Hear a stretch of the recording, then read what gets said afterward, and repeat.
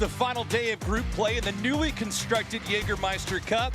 And for both teams today, the logic is simple.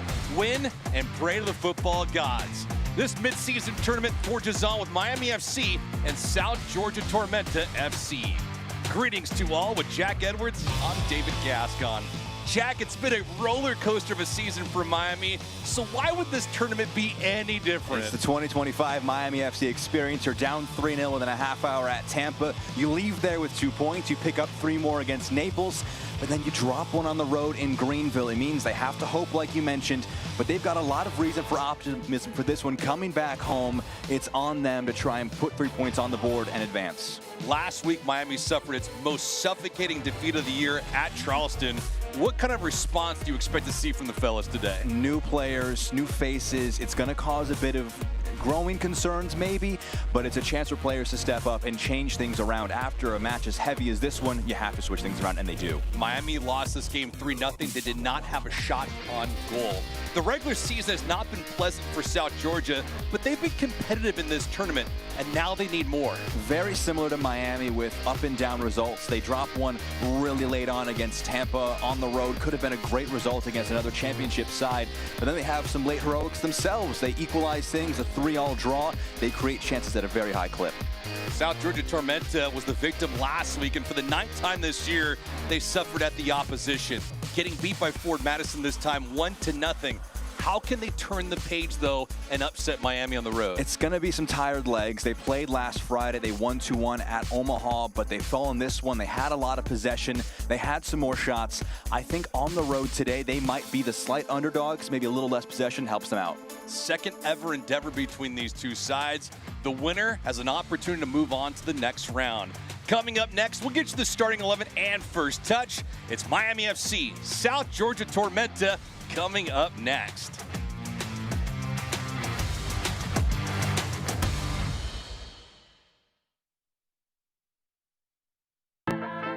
Some people think Miami is just flamingos and palm trees. And hell yes, we have badass sunsets. But Miami's Little Havana, Doral, Little Haiti, Hialeah, Wynwood, Coconut Grove, Kendall, Calle Ocho, Sweetwater, Homestead, cortaditos y coladas empanadas y croquetas. is so much more. This is the 305. This is who we really are. This is what we are all about. I am Latino. I'm a disruptor. I am LGBTQ. I am a villain. I am a mother. I am Haitian. I am an athlete. I am an activist. I am a king. I am American Dream. I am the future.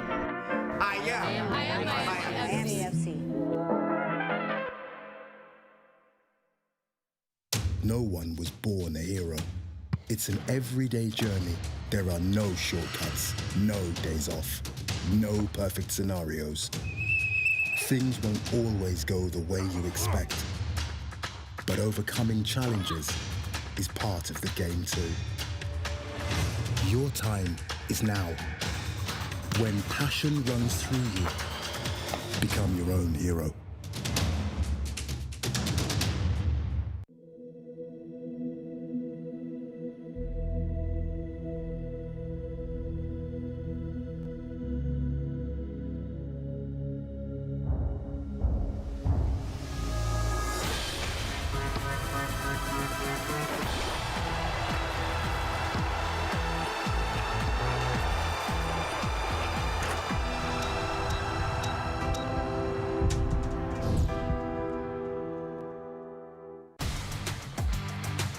This portion of the broadcast is brought to you by Doral Kia. Drive for less, drive Doral. Bon Bon Boom, suck at something. Macron, become your own hero. And Baptist Health. Jägermeister is proud to be the presenting sponsor of the USL Jägermeister Cup. Take a shot at glory and celebrate the magic of this exciting tournament all year long. Please drink responsibly. Back live at FIU Soccer Stadium, the starters for Miami FC, led by head coach Gaston Madoni, is a 4-2-3-1 back between the sticks, Felipe Rodriguez, he was strong last week against Charleston. He made 8 saves, but they won't want him to face that kind of volume again. A few tweaks, 5 in the 11. In that back line, Juan Jimenez and Danko both make debuts. Interested to see how they handle that. And up front, obviously, Francisco Bonfilio has been fantastic in the championship, 9 goals, looking for his first in the Jaeger Cup. South Georgia Tormenta FC, led by head coach Ian Cameron's a 4-2-3-1. At the top of the pitch, Sebastian Vivas, he leads the team so far in this tournament with a pair of goals. Yeah, a pair of goals there. He was great in 2024 with 12 total goals. They make 4 changes after a midweek game.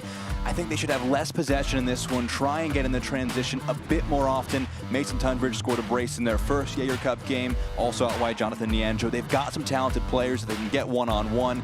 The big focus is trying to be compact defensively. They don't have a rich history against Miami FC, but you take a little bit of what they did last year in the U.S. Open Cup.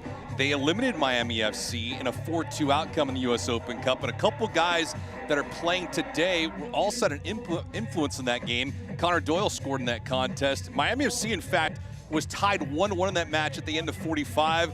Their goalkeeper, Kadim Nadie, suffered a red card, and then all of a sudden the wheels fell off the wagon. South Georgia Tormenta scored 3 goals in the second half, including 2 in the final 10 minutes.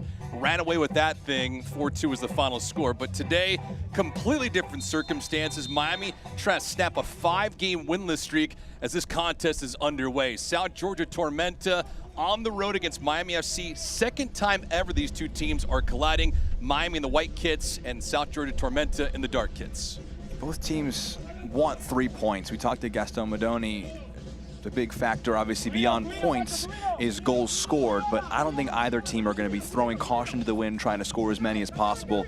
This will be your normal, almost knockout game. Who can win in 90, get all 3 points? 2 points probably not enough to get you through for either side. That is a factor in this one. This match goes into full time. Tied up, this match will go into penalties. Into the 18 goes South Georgia Tormenta, the top of the box. South Georgia Tormenta with a little bit of real estate. Wani, open lane for a quick minute. Romero, who's there as a right back here today for Gaston Madoni, clears this. Miami FC making 6 changes across the board here today. Jack, what kind of an impact do you think that'll have for Gaston Madoni?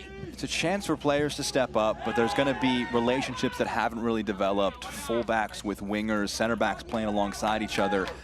They're going to want to try and keep it, I think, a little simple at times and not try and entirely reinvent the wheel when you have so many new faces. Well, that leads us to our keys to tonight's contest. Jack, what do you got? For Miami, they don't usually control possession. They're last in the USL Championship in possession at 43%.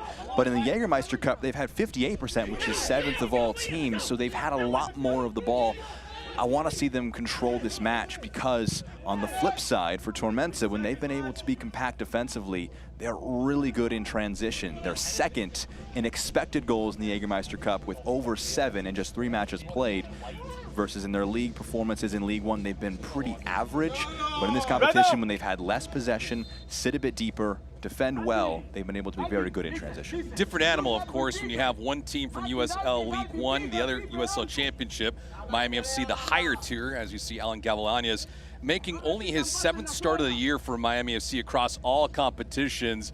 You know he wants to get on the board in the worst kind of way. He has not scored since last year. Yeah, he's used to playing League One sides as well. He was with the Triumph for several years. He's a key component. And talking to Madoni, he mentioned that it's a chance to get a result. You know, even if they get all 3 points and don't go through, the bigger lasting impact will be getting a positive result. They haven't won since June 18th. Both these teams need a win and some help from outside competition. We'll dip into all of that as this match moves along. For Miami FC, though, Jack, it's all about stopping the bleeding right now. The defeat last week to Charleston was a humbling one, 3-0. And Gaston Madoni had mentioned to us earlier this week, it easily could have been 5 or 6-0. They were thoroughly outplayed for 90 minutes. Showed you, it was 8 saves made by Felipe Rodriguez, and they weren't your standard in the middle of the net saves. He was diving every which way to keep them in this match, or in that Charleston match, I should say. So I'm interested with this one. They'll be favorites. They won't face that kind of volume. And a chance for Rodriguez in the absence of Bill Hamid. Can he step up and command that #1 spot for the rest of the season? It's up to him. Bill Hamid suffered an injury a couple weeks ago.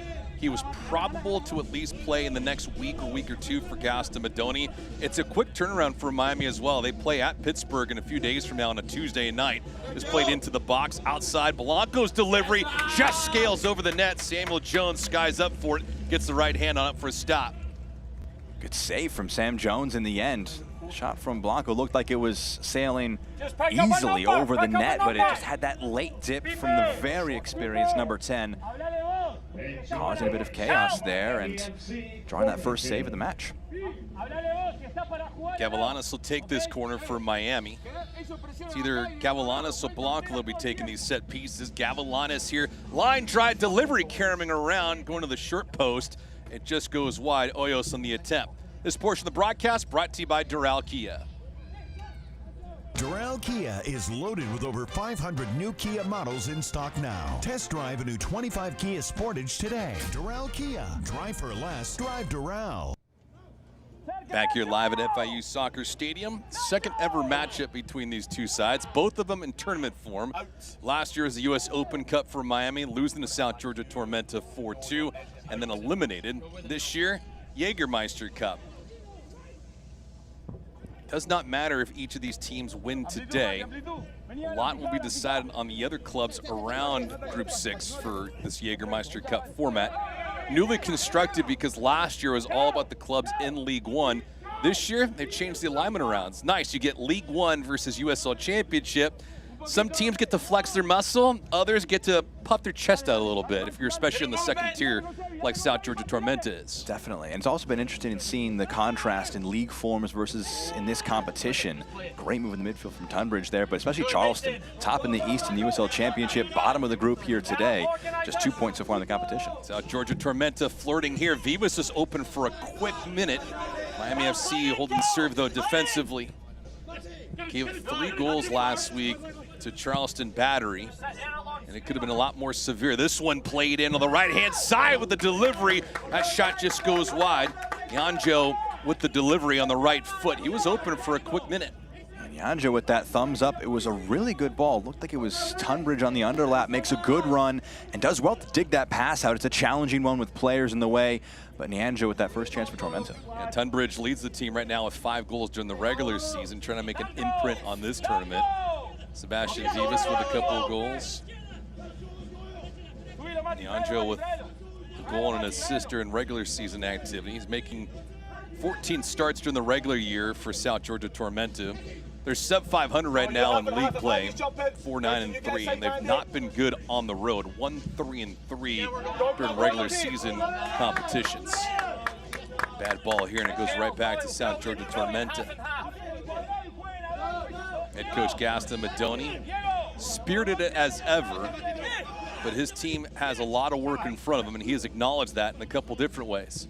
Changing the rotation around today. Felt like training this week was fantastic. And a couple days off for a few of the veteran guys in the back line. To the right-hand side, Yanjo entering. Yanjo gave it up, gets it back. Sharp angle, can he pull something off? Oh, redirect it, finds Felipe Rodriguez. A miracle play that it wasn't an own goal. Knutson and Rodriguez take a big, deep breath. Great 1-2 between Tunbridge and Yanjo, again combining, and almost a combination between defender and his own net. Knutson knows nothing about it. He's upright there. A lot of fortune there for Miami. How often will you see that ricocheting off the woodwork and then between the legs or underneath Felipe Rodriguez? Shows you how hard it is to score a goal in instances like that when you come so close to accidentally putting it in your own net. Sebastian Blanco making his return today. He was out last week. That's a smart decision. Make sure that good, when Timbers acknowledged him amongst their all-time best starting 11. And head coach Gaston Madoni allowed him to depart to receive those honors. He said that he wants the human element to be involved with all of his talent. Yanjo outside and available right now. Yanjo with an open lane, looking to pierce it off the right-hand side. Jimenez trying to go the long way, no one there to tap it in. There's a lot of success on this right-hand side in the attack from Tormenta in these first 8 minutes. Nyanjo's been heavily involved, and now we're seeing the overlapping option from Oscar Jimenez just trying to get something across. He was caught in two minds there. Does he shoot it? Does he square it across goal? And you get that mixture of both. Again, Miami, they're playing with fire here. A strong start for Tormenta. And Danko on the left-hand side for Miami FC is a little slow tracking the ball so far, making his first appearance of the year for Miami. Maybe a little lost in water. It's tough to walk in, play from minute number 1. They're going to need some improvements, some tweaks defensively, trying to see what works. Almost having to work on the ship as you're flying it at times. Matias Romero moving to the back line today. Alejandro Matrano out still with an ankle injury. Bill Hamid is also missing in action. Sebastian Blanco makes his return. Alan Gavilanes amongst the starters here today. Francisco Bonfilio, of course, the leader of the pack for Miami FC, trying to get himself back into the good graces, but he'll need some help. He's got 10 goals during the regular season across all competitions, the 13 goals. He's certainly the match that lights this spark for Miami, but throughout the course of this year, when he's marked, doesn't get on the board, Miami really doesn't get a positive result. Sam Jones shielding the sun from his eyes, at least for the time being. It's 7:16 on the East Coast, and so the sun will probably set right around 8:30, 8:45.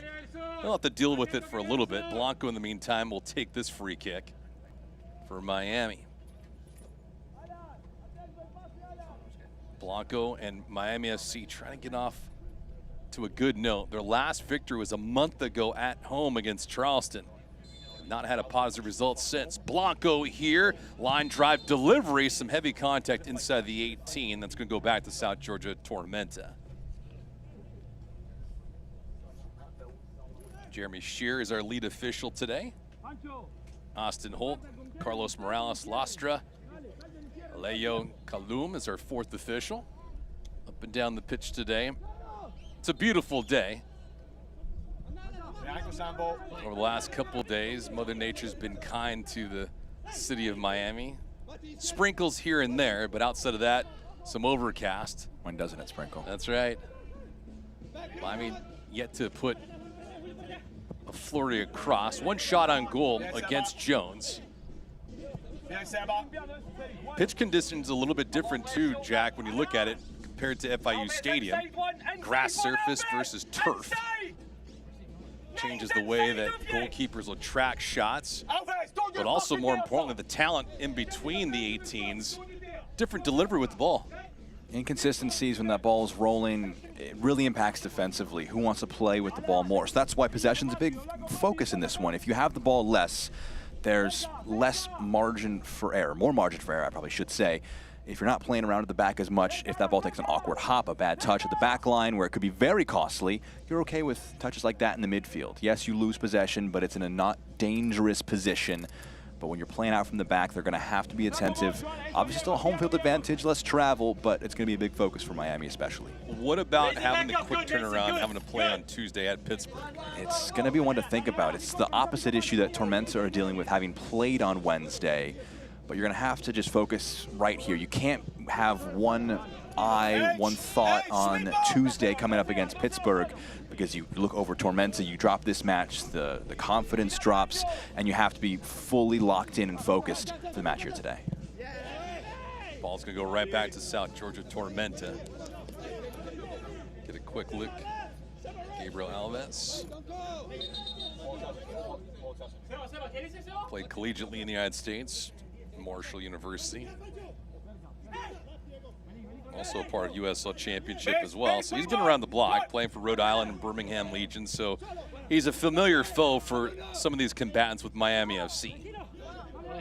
Something to watch out for on that overlap. We've seen the fullbacks for Tormenta already get very involved. Jimenez as well as Alves.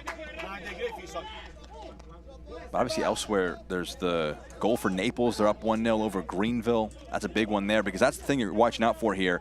If you're a Miami and Tormenta fan, you're rooting for Naples and Charleston very hard here, as the two teams ahead of them are Greenville and Tampa Bay. I'm just rooting for you.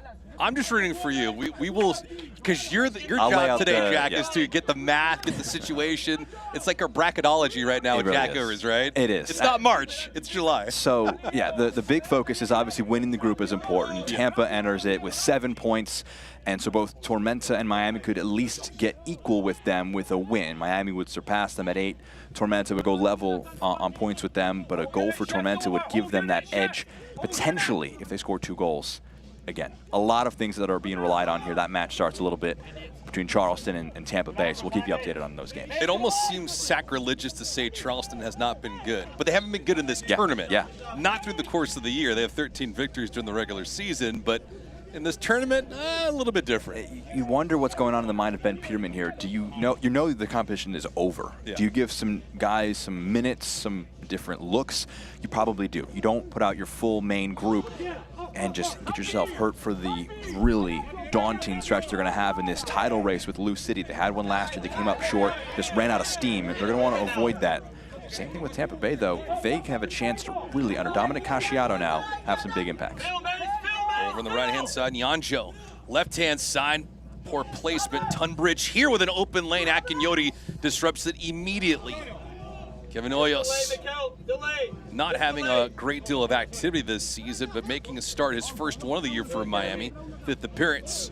Miami on the move. Blanco head up all the way. The chip redirected. Top of the box, the drive. Oh, it grabs some woodwork. Alan Gavilanes praying for a goal sometime here in 2025. Ever so close, grabs iron. You may have to ask what more he needs to do here. Great delivery on this one. Gets his laces behind it. It's just inches wide, David. Jones clearly beat on that, and for Gavilanes, I think the important element to all of that, he did not wait. He pulled the trigger. Plenty of venom, unfortunate for him, just tailing away. Just uses those players in front of Jones in net to shield his vision. Obviously, the sun's been an impact for Jones so far, but just trying to strike that one first time. It's good instincts from the forward, and it's someone who's maybe lacking a bit of confidence, wants to see that ball rip through the back of the net. A better time than today. That was a really good effort. And for Alan Gavilanes, he's only appeared in 11 matches, including today, but the workload is just not high. He's only about 530 minutes this year for Gaston Madoni, who loves his game, but he just can't find a spot amongst the attacking third.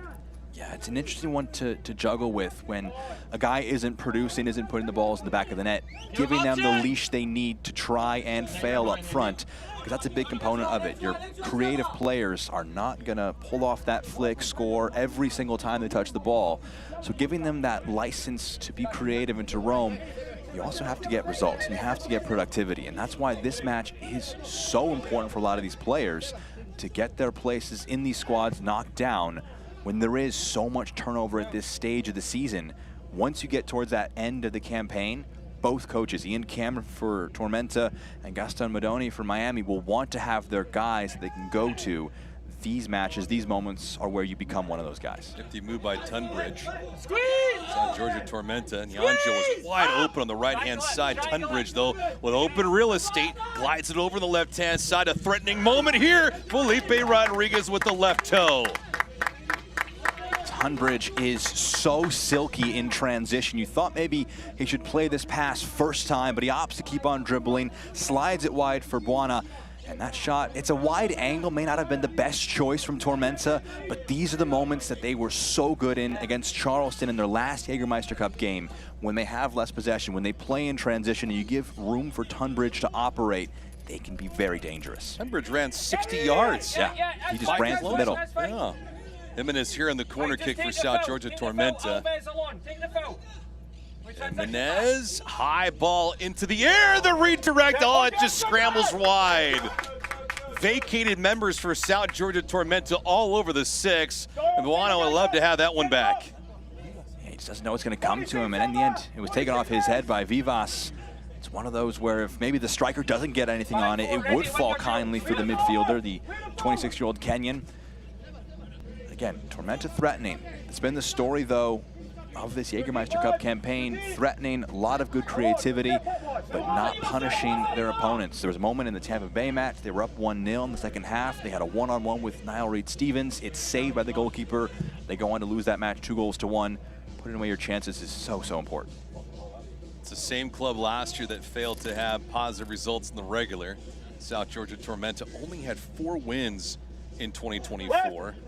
Drastically different from their 2023 campaign where they ran away with it on the USL League One title.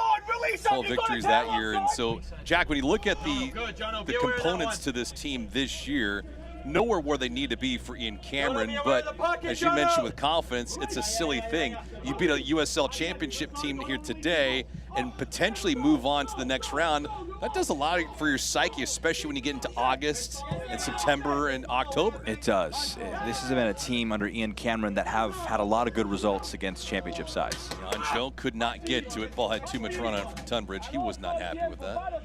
But it's a team that has done well against championship sides. It is, obviously, there's a talent leap between League One and championship. But in this match, 0-0, fresh 90 minutes, Tormenta have shown a really good ability to compete. You know, they fell to Charleston in the Open Cup. That was a heavier defeat than they probably would have expected. But in the second match against them, much, much closer, obviously, 3-3. And in terms of the chances they created in that match, they had 3.5 expected goals to just 0.5 for Charleston. They outplayed one of the best teams in the USL Championship. Quick touch here. Miami's got some open space. Blanco, fan on that shot. Not a good delivery for him. Nyancho circling back for possession.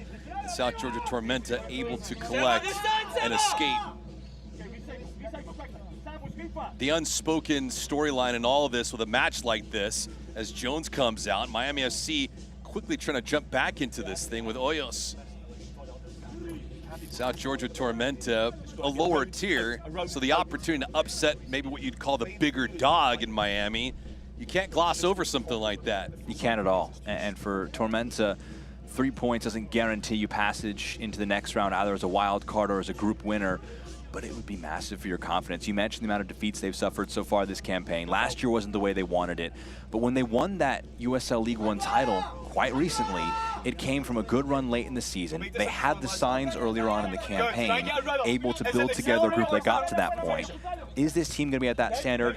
You wonder, maybe not, but they have a lot of really good components. Mason Tunbridge, who's playing in that number 10 role here today, was with the side last year, a down year for him and the team. But Ian Cameron has talked about him coming back in the offseason and really putting work on his game. We've seen him threaten so far Tunbridge for this Tormenta side. Yeah, the other element to all of that is the factor, will these players stay with the club for the entire year? It's a wait and see, especially depending on if certain players excel. All of a sudden you get scouting reports, you get the video, and you get guys that are saying, you know what, let's make a transaction and pull somebody up, or you move out internationally. Yeah, Sebastian Vivas is one of those guys where last year he was incredibly productive, scored 12 goals, but they sometimes want to see you do it that second time. Liam McKinnon for Greenville, formerly, you know, of a team in this group, was very dominant in the League One level for several years before making his leap to the championship. Vivas up front, he's got just the 4 goals in all competitions, a bit down from last year, but he's been good so far in this competition, and if they can get to a knockout stage, I would not want to face Tormenta in a knockout competition. Jimenez here, another corner kick. Jimenez works it short this time, though. Tunbridge, not his best delivery. That was a poor spot for him, but South Georgia Tormenta with a mulligan. Yeah, not the right lift he wanted on that. Interesting to see Miami just not putting someone out to press Tunbridge as an option at the corner of that 18-yard box. We'll see if Jimenez just wants to run it back or if he'll put this one into the 18 directly. Jimenez 15 starts during the regular season. Jimenez this time working short. Not a good possession opportunity there with some contact outside the 18. And this will go back to Miami. Miami is yet to pressure the ball, especially on the back line of South Georgia Tormenta. They have 1 shot on goal, which is something to say because last week against Charleston, they had 9 shots in the match, but not a single one on target in a 3-0 defeat. They were lifeless through the first 45 minutes of play. They were outclassed. And today, it looks so far through 22 minutes, they're pacing themselves. Yeah, 50-50 possession split, more or less, but 51 for Miami. And these are two teams that, over the course of the campaign, probably don't want to have as much of the ball as the other team will, but someone needs to have it more than the other side. Davis was open for a minute, could not find it. Miami trying to transition. Sebastian Blanco had a week off, flying to the West Coast, and now coming back to South Florida. And Jones here on possession. Jones has only made a couple starts during the regular season. Goals against is under 1, but again, not a big sample size. Blanco, Bonfilio scrambling around. Francisco gave it up. Romero settling it. Sun continuing to set. See if that has an impact on the keeper and Jones. Gave it up. Mercado. Romero here. Romero glides this one towards the back post. Headed back. Wrong way, though, to almost found a Miami FC player in Bonfilio. Important intervention in that back line. That shot may have found the bottom corner. Really good work from Miami. The initial ball wasn't the best, but you keep it in the mix, you keep it alive, you can see what can happen. Blanco, head up. Sweep, back line, sweep. Go 7 feet. The beauty of hot microphones on the pitch, you can hear both head coaches directing traffic to their starting 11. Yeah, the more British sounding voice would be Ian Cameron. That's right. The Argentine Gaston Madoni. You'll be able to tell who's who pretty distinctively. Not a lot of movement in the attacking third for Miami. Sitting and watching, and a careless turnover goes back to the road team. Yeah, that's one of those things, the movement. As you see Madoni looking on with this one. When you have changes, when you have players who are either making some of their first appearances like they have in the back line with Jimenez and Danko, or just in general, the rotations aren't the way they usually are, it can result in things being taking a little bit of time to work into. It could take 25 minutes, could take 30 minutes, could take a first half. And maybe Gaston Madoni walks in at halftime and says, all right, we need these guys to start doing these things, moving around. Bonfilio, you mentioned his name, getting a touch. It was one of his first touches. As a striker, one of the big important qualities is to be able to be on the outside of the match and still impact things. But they would love to get him slightly more involved so far. Jimenez here, making his first appearance for Miami FC in 2025. Knutson. Shift across, someone engage. Bonfilio was asking for it, just missed the delivery. Oyos will snap a shot, but it goes wide by about 10 feet. Not a lot of pace on it. Yeah, it took a deflection along the way, and that's more like it for Miami, that you have someone in Oyos just calling for the ball, showing for it. Knutson steps up into the midfield line, plays a good pass forward. It's not a shot you always expect to be on target, but you earn a corner, you create something, and that's from a forward making themselves an option. Oyos is not seeing a ton of minutes this year, but he's impactful. Blanco here. Blanco towards the back post. Knutson was diving in. That shot from just outside the 18, hovering wide by Romero. Yeah, Sam Jones making one of his first starts of the campaign. Played for Winthrop for a few years. He needs to be a bit more commanding there. Didn't look too confident for that one. Blanco again. That header just missed by Miami. And South Georgia Tormenta fortunate on 2 set pieces. But we have a body down, and a member for South Georgia Tormento is down in some agony. It's been good delivery as well. As Alandre is the man who's down. It's been making it awkward. Saying Jones didn't look confident. They're tough ones to deal with here. He has to go in through a mess of bodies, try and command this thing. We'll see the ball coming in again here. He misses it and collides with his own man, and he's, again, fortunate that it lands there. So nothing major from either of those instances for Tormenta. But in a match where you've created some good chances from open play, you really, really want to focus up defensively and make sure not much is done against you on the other side. Dre is down and still down, seeking some medical attention. Gaston Madoni going to talk to his troops right now in the 27th minute. Miami needs a win and some help. As we take a look around Jägermeister Cup activity, and Jack, we got some highlights. Yeah, this is the Naples-Greenville match. It's just 2 minutes into the game. It's going to be Tyler Pasnick who ends up finding the back of that. That's a really good ball into the box. Good work by the wide players to just sneak one in. That's good news for the fans of both Miami and Tormenta.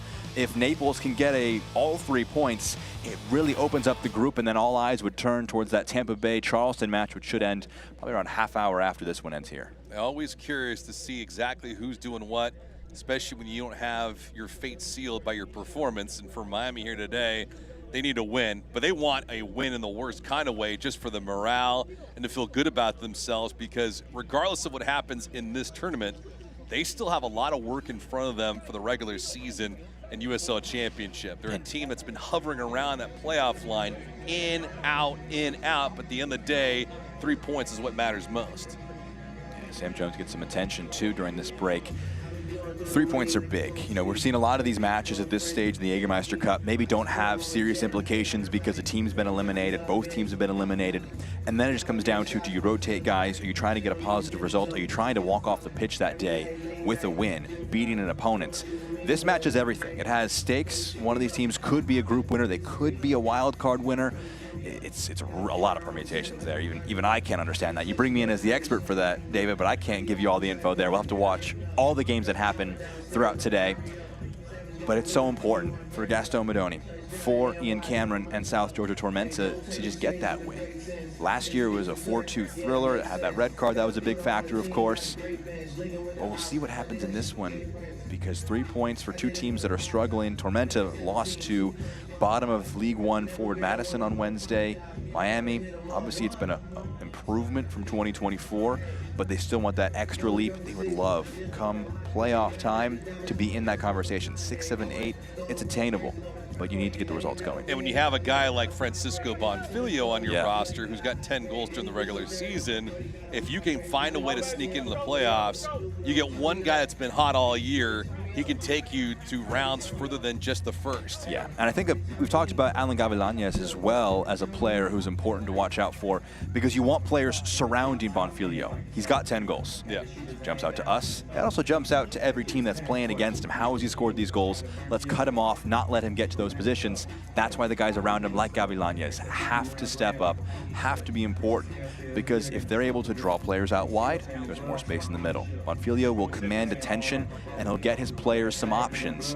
It's up to Miami to really begin to threaten this Tormenta defense. It's been even through the first 30 minutes. I don't think anybody could claim to be the better of the two sides, but there's still a lot of football to be played. Nianjo almost had an own goal that went his way for South Georgia Tormenta. This one played into the box. It finds a Miami FC player in Hoyos. Hoyos trying to make a move. Hoyos with a chip, but that goes right to Sam Jones. Gaston Madoni has acknowledged to us throughout the course of the year as well is that his team is not good enough to take weeks off. So regardless if it's the US Open Cup or the Jägermeister Cup, he's trying to go with the best 11 that can get him a positive result any way that he can find it. Yeah, it's a very important mentality to have, because rotation is great. Give players more options, rest players. But that's really with the prerequisite of having a very settled, very confident look in your first team unit. Romero tries to put that in. Gavilanes let it go between his legs. The redirect, that shot blocked. Like the idea from Gavilanes. Let that one get past him. It almost worked out. It's one of those where you look a little foolish if it doesn't quite pan out. In that instance, it keeps the ball circling. Miami with possession. They continue to grow better into this match than South Georgia Tormenta has. Romero here. Romero hovering around Mercado. Mercado head up all the way, but not a lot of real estate right now for Miami to seize. Blanco kept it on the deck. Gavilanes, the chip, trying to get over to Hoyos. He was marked. South Georgia Tormenta, Tunbridge here, just trying to circle his way out of some traffic, and Bolo Akinyoti there to fight it off. These are the elements that Miami has done on several different occasions over the last 2 or 3 weeks, is high pressure, trying to force teams into turnovers. Now the question is, can they extend that for another 14, 15 minutes before this half expires? You don't want to take that foot off the gas. You don't want to let Tormenta get back into the game, because it is a test of endurance. If you keep that press going, yes, you might be tired, but ideally, your opponents are tired as well. If you can capitalize on a fatigue mistake, a mental error, this is a game that it's not going to have a ton in it. It's very likely might be just a 1-goal game if it's decided by a goal at all. And you're going to want to be on the right side of that. It's going to come down to those really fine margins. Can you get that one sprint in the 45th minute? You're tired. There's going to be a lot of stoppage time. We've seen a stoppage or two already. How deep can they dig to get through this one? Bonfilio gave it up to the right-hand side, but a bad ball, and South Georgia Tormenta will just punt this thing back to Felipe Rodriguez. I'm talking about the Miami press. I've also been watching the lines of press for Tormenta. You're seeing Sebastian Vivas with his hands kind of indicate where he wants teammates to be pressing with him. He wants Tunbridge alongside him as they're defending in more of a 4-4-2 shape. Tormenta are out of their 4-2-3-1 in attack. Romero chipped it over, but that ball just had a little bit too much run for Gavilanes to pursue it, and Jones will gobble it up. Yeah, this is your classic first half of just both teams feeling each other out. You know, what kind of game is this going to be? What does the other team want from this? Where is this game going to be won? And we're seeing both teams kind of figuring out their pressing cues, especially as a big factor. Teams that have had mixed success with possession so far this campaign. We've touched on Miami as being bottom of the championship in possession. What happens if they're forced to control more of the ball? What happens when Tormenta, a team that are pretty middle of the pack in possession in League One, what happens if they have to be the side in the ascendancy? We'll see how the match continues to progress. Lots of questions. Who has the answer? Miami right now out shooting South Georgia Tormenta by a wide margin, 7-1. That was a harsh challenge at midfield. The lead official now finally blowing this thing dead. Take a look at this again. Looks to be Francisco Bonfilio right now.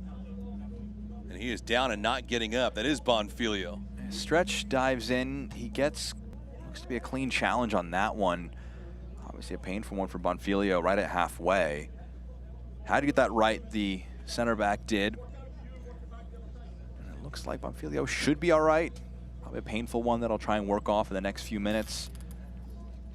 But that's the kind of thing that if you're a Tormenta defender, you have to go in strong. You can't give him time and just face him up, because if you do that, he'll be able to turn, you'll be able to play passes. We've seen him try and spray these passes every which way. You have to go in strong. You have to get it right like they did there. Keep an eye on number 9 in white for Miami. Gavilanes trying to get to it. Gavilanes with a pretty decent look there just to get to that ball. It's fantastic effort. Rashid plays this out. It'll be a corner for Miami. Yeah, Mikhail Rashid and all of the Tormenta defenders appealing. This one went out of play, but great effort from Gavilanes. It's close. Looks like it stayed in play, and that's good work from the winger. Again, we don't want to harp on the production too much. When you're not scoring, effort plays like that are incredibly valuable. Gavilanes, high lob into the box. The header scales over the cage. Yeah, that one, a tough one to shape towards goal with major threat for Jimenez. It's working away from goal with that spin, trying to track back onto that one. A half chance there for Miami. We'll take it. They've been much better on set pieces, not only attacking but also defending this year compared to last year when they gave up 89 goals on the year. Such a wide margin in goals for and goals against for Antonio Nocerino, being replaced by Gaston Madoni this year. But the club had only scored 26 goals last year. They did not have a player in double-digit scoring. This year they have 16 goals during the regular season, and Blanco and Bonfilio, Mercado. It's a different quartet up front in the attacking third, which has allowed Francisco Bonfilio to excel, scoring 10 goals, but he's had guys serve him quite well. Indeed, yeah. The service has been mixed, but he's been very clinical up front. That's a good ball forward. Hoyos looking, doesn't have a lot of support. Looking for some reinforcement for Miami. Nothing yet. Mercado weaving. Hoyos tries his luck with the chip. Blanco not tall enough to get to that ball. Hoyos again a second crack at it, not this time either. That long ball forward was a good idea. You had two players up in a really advanced position for Miami, but you could kind of see that players just stop, realize there's no one really around them. Hoyos again, another chip. Jones comes out. So, Jack, there's a concerted effort from Miami to ask questions now in the attacking third, but it's one thing to ask the question, it's another to have an idea of how you want to execute. Yeah, and when you play that long ball forward and you get someone who can get that ball to stick with them and you have possession, the biggest key is who are your runners supporting them. When you are able to stretch the field, you know that the defense is not going to be situated for Tormenta. How do you punish that? They didn't make those runs immediately, but that's something to watch out for on those long balls forward moving forward. Lobbed over to the left-hand side. Miami efforting to keep this ball into the attacking third. They do. Jimenez.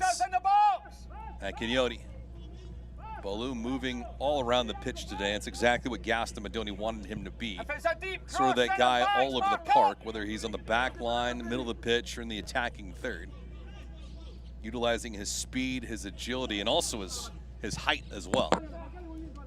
A major factor for Miami and how they try to get themselves not only on the board, but in the win column again. Yeah, with some of those changes, with Akinyoti dropping into the midfield, there's no one really kind of sitting in an almost direct central midfield role. They're circling around the play, and it means there's a bit of a lack of penetration right now for Miami. It's a good ball forward. Nyonjo with a step. Nyonjo, open lane. Nyonjo breaking free. Felipe Rodriguez closes the gap. And Rodriguez, he's in some great form in net, making a lot of big-time saves. This one by far the biggest of the match so far. It's a great pass by Vivas. Gets his head up, sees the run from Nyonjo, and I gotta be honest, I think he's gotta go low here. He ends up putting that one at Rodriguez. All credit to the goalkeeper. Gets his body on the line, but a low shot across goal for Nyonjo. It could be 1-0 Tormenta. It's a couple different occasions now for Nyonjo, breaking free on the right-hand side. Left all alone by Miami FC. Inexcusable. Tunbridge, though, on this corner for South Georgia Tormenta. Tunbridge, deliberate towards the back post. Just hangs up in the air, though. Too much hang time. South Georgia Tormenta, though, holding possession into the box. Goes right to the midst of Rodriguez. Quickly on the restart for Miami. They want to counter. Skied up. Gavalanis is going to have an opportunity here to retrieve it, and he does. He gets bowled over. Our lead official a little slow on the whistle. Yeah, you see Oscar Jimenez making the case, hey, I didn't push him down, but that's really good work. First by Felipe Rodriguez to get his head up and immediately bowl that one back into play. He didn't have a ton of options rolling forward, but Miami just gained that territory, get that one in the attacking half by just trying to play quickly. Expected goals, Miami 0.5, South Georgia Tormenta 21.21. Got to add that in at the decimal point. It's a very important decimal point in that instance. South Georgia Tormenta on the defense here. Ball played out. There'll be another throw-in. Romero will do it. Romero to the right-hand side. Mercado looking around. Knutson, sun in his eyes. Romero with the chip towards the back post. Bonfiglio was there, but that header scales wide. That's good work from Oscar Jimenez at the back post defensively. He has to really pay attention to this one, make sure that he's alert to his surroundings, who's behind him, and he knows the striker is lurking. He climbs highest, he gets something on, it's a corner now. Sebastian Blanco will take this. Blanco near the short corner, and it finds some twine! Kevin Hoyos on the board, and Miami FC leads late 1-0. Goals change games, and that's a really tidy header to make things 1-0 for Miami. We've seen mixed set-piece delivery up to this point. This one is really dangerous to the near post from Blanco. He gets down on one knee and just nods that towards the net. That's really well done. Instinctively to try and just get that one anywhere towards goal. He puts that in the mix. Maybe it gets knocked in, or maybe it goes in directly. Miami up by a goal. Hoyos on the board for Miami FC. And for Kevin Hoyos, it's his second goal across all competitions. Been a human bowling ball of sorts for Miami this year, only in 5 matches. But he's led to some opportunities, not only for himself, but also Francisco Bonfiglio and Sebastian Blanco. Perfectly placed ball by Blanco to receive it. Hoyos did all that he could do, and Miami with a late lead. How do you describe it? Battering ram? What was that? Bowling ball. Bowling ball. Yeah. It's not. You could say battering ram, you could say fullback. Yeah. You could say just about anything. A human joystick of sorts. He's been powerful when he's gotten into the match. That was ambitious from the restart as well. But yeah, you know, that was well done by him. I think maybe you would argue at the front post for Tormenta, that was low, you know, with the header. He had to stoop down, get on one knee and nod it towards the net. Maybe you want somebody preventing that so that way he can't get that initial head to it. But in the end, you know, Tormenta created some great chances. We talked about that Tampa Bay game for Tormenta. They're up by a goal to nil at halftime. They have some good chances, especially a one-on-one. They can't make it 2-0. What happens? They end up falling, losing it in the 94th minute. In this match, Jonathan Nyonjo gets in one-on-one, can't convert, and it means that there's a chance for Miami, still with the match 0-0, to take the lead. And if it holds like this, it'll be a big lead to hold at halftime. Miami has been fantastic in specific halves that have been resulting in Jägermeister Cup appearances against Tampa Bay.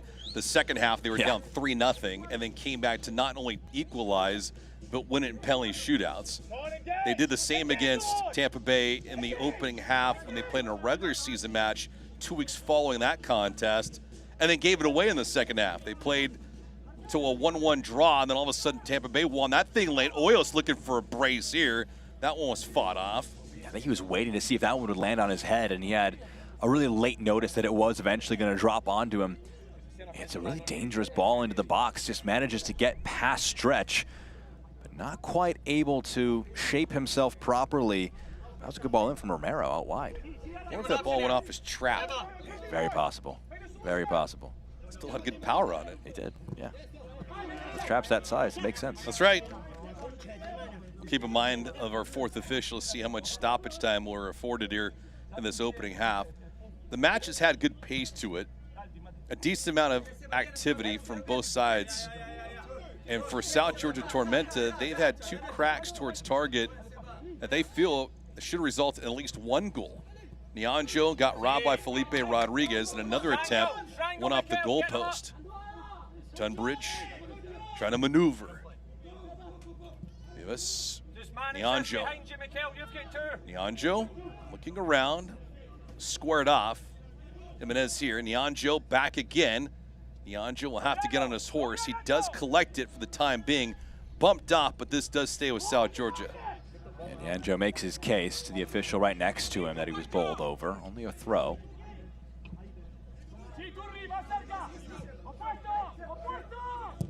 This ball played in, not good service though. Knutson there to disrupt it. 45th minute. Bonfilio weaving around, looking for some help. And there's Sebastian Blanco. No numbers for Miami. Bonfilio, ambitious for Blanco, but that's not going to find a mark. If you want to nitpick there for Miami, you've got the defense stretch, but you don't have those runners in support, and so Blanco has to try a very ambitious pass through the lines for Bonfilio. So I think if you're in that spot for Miami in the second half, if you're up by a 1-0, you're going to have those chances in transition. Are you going to commit to having just 3 or 4 players moving forward? Or on occasion, are you going to really try and commit numbers forward, get that second goal against Tormenta? Nianjo here. Nianjo with 4 minutes of added time. Nianjo breaking free. Nianjo, great pivot, good stop. Nianjo circulating around, top of the box.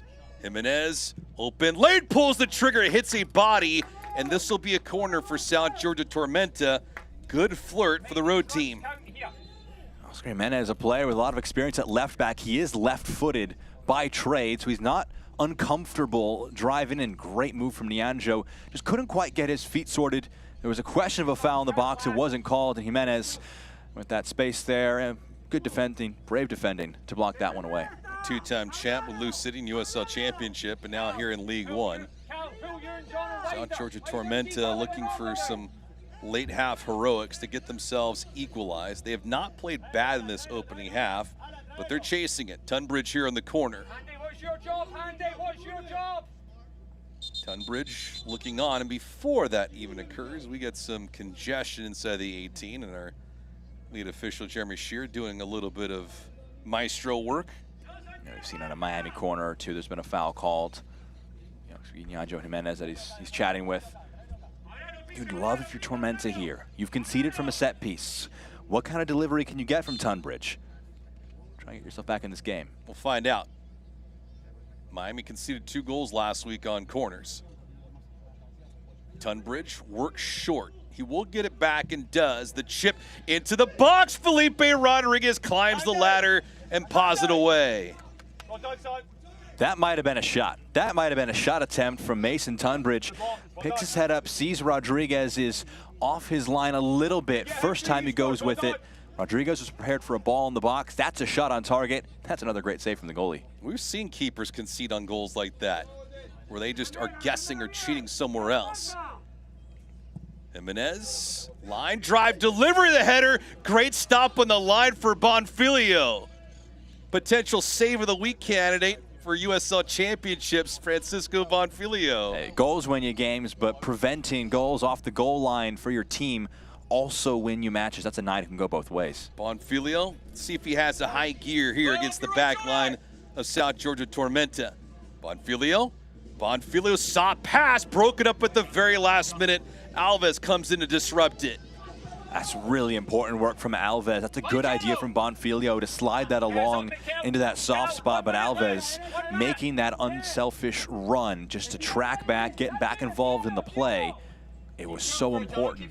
2-0, and you feel like it's a mountain to climb in the second half. They say it's just a goal to nil, and still all to play for second 45. This match could easily have 4 or 5 goals. It's been that kind of a match so far. And a big note, David, is that Miami is currently top of the group with Naples up a goal to nil over Greenville. It's 0-0 between Tampa Bay and Charleston right now. They'd be level on points with Tampa Bay, so it would come down to goals scored. They're level on goals scored at 7 right now. It'd come down to head-to-head, and they won that shootout in the first round of the Jägermeister Cup. So you're telling me there's a chance. Jimenez here. Jimenez just gets taken down, and this will be a free kick. Danko does not like the ruling. Dives in here. It's good work from Jimenez to draw in the challenge and get brought down here. We're seeing him step into this midfield on a few occasions. It's a close one. Wow. We saw that with the stretch challenge on Bonfilio earlier on in the half, where he dove in and got the ball with a lot of man. This would be a good angle. I think maybe he goes through Jimenez first. The referee has a much closer angle. It's a bang-bang play, and it goes against Miami. They'd probably be pretty frustrated if something comes from this in the final seconds of the half. Where are you going with this ball? I think with Tunbridge over this on his left, he's able to curve one away from Rodriguez. He's marking out his wall right now. Will also kind of be, the decision will be defined by what wall is in front of him, where are the players, what angles are opened up. Chess piece here, Tunbridge, 5 goals during the regular season, 3 of them on penalties though. Bawana to the left of him, 71 and 16 respectively. 4-man wall for Miami. Tunbridge will take this with the left foot, bending through, and Felipe Rodriguez 2 hands on it. Goes to the goalkeeper's side, has to get a lot of bend on it, and he does. This will be a great angle for this. That is getting in the corner, I think. And Rodriguez, they conceded 3 last week, but he made 8 saves. He's getting close to that number again today, standing on his head. Jimenez will take this corner for South Georgia Tormenta. Jimenez quickly, good service. Rodriguez climbs the ladder over the back of Nyonjo, or one player for South Georgia Tormenta. An enthusiastic opening half comes to a conclusion. Miami FC on the board. Kevin Hoyos, his first goal during tournament play. Miami 1, South Georgia Tormenta nothing. Jack, your thoughts? They've got a lead to hold on to. There's been chances for both teams. It was going to come down to who's more clinical. We saw Tormenta waste a few chances. That man didn't waste his chance, able to nod it home. Miami, they're on top. They're on top of the group right now. Flexing his spirit, Kevin Hoyos, his goal has given Miami FC a 1-0 advantage. Both teams in the opening half hit woodwork, shots through 45. South Georgia Tormenta 11, Miami FC 10. But it's 1-0 for the home side through 45. We'll be back. The Magic City, sparked by Julia Tuttle's vision and Henry Flagler's railroad expansion. What was once swampland, transformed into a booming city. This is 1896.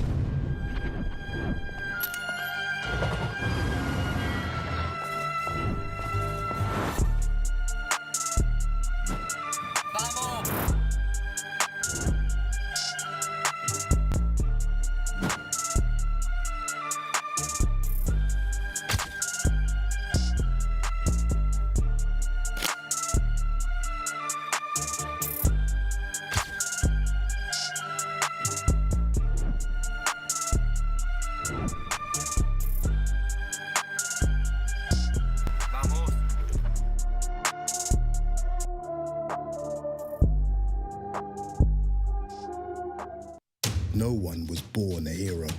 It's an everyday journey. There are no shortcuts, no days off, no perfect scenarios. Things won't always go the way you expect.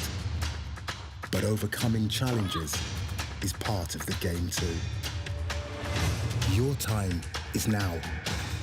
When passion runs through you, become your own hero.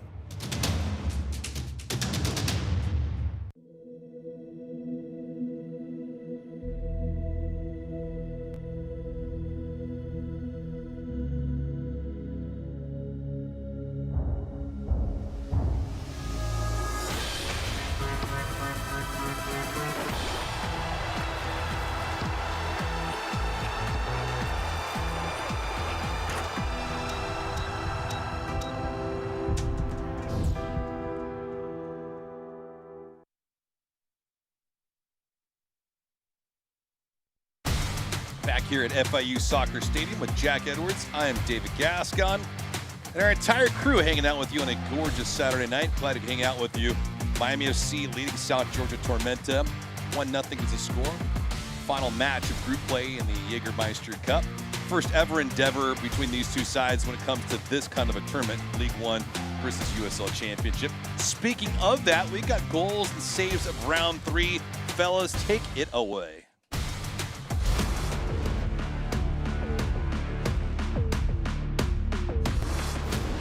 It's Cabral! Oh, what a fantastic goal! That is spectacular from the Brazilian.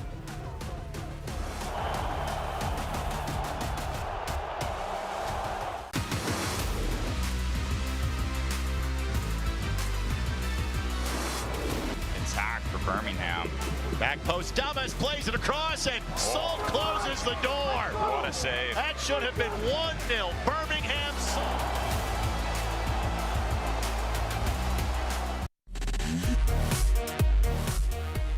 Take a look now at the team of round number 3.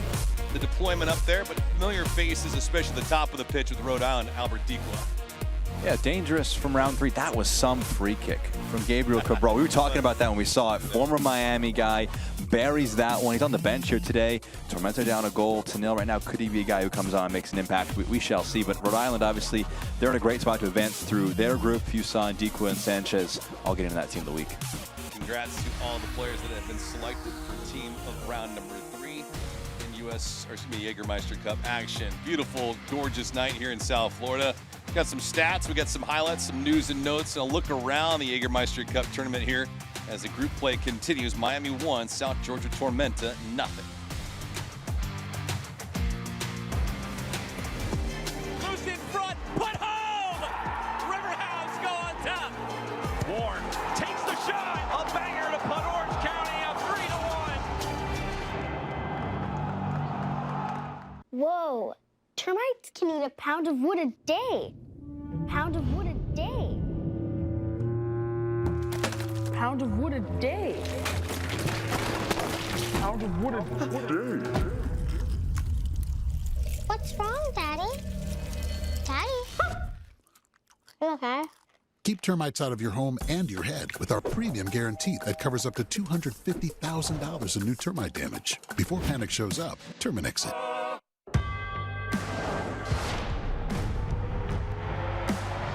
Prinks tires in the USL help soccer journeys everywhere to drive harder. From city playgrounds to suburban sidelines. From early mornings to late nights. From fun with friends to winner takes all.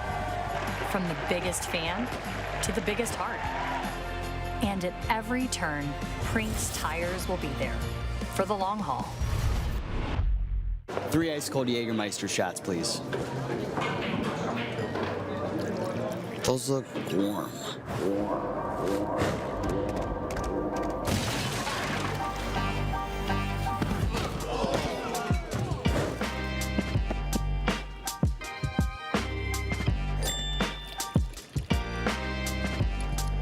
Serve it cold or don't serve it at all. Jägermeister. Damn, that's cold.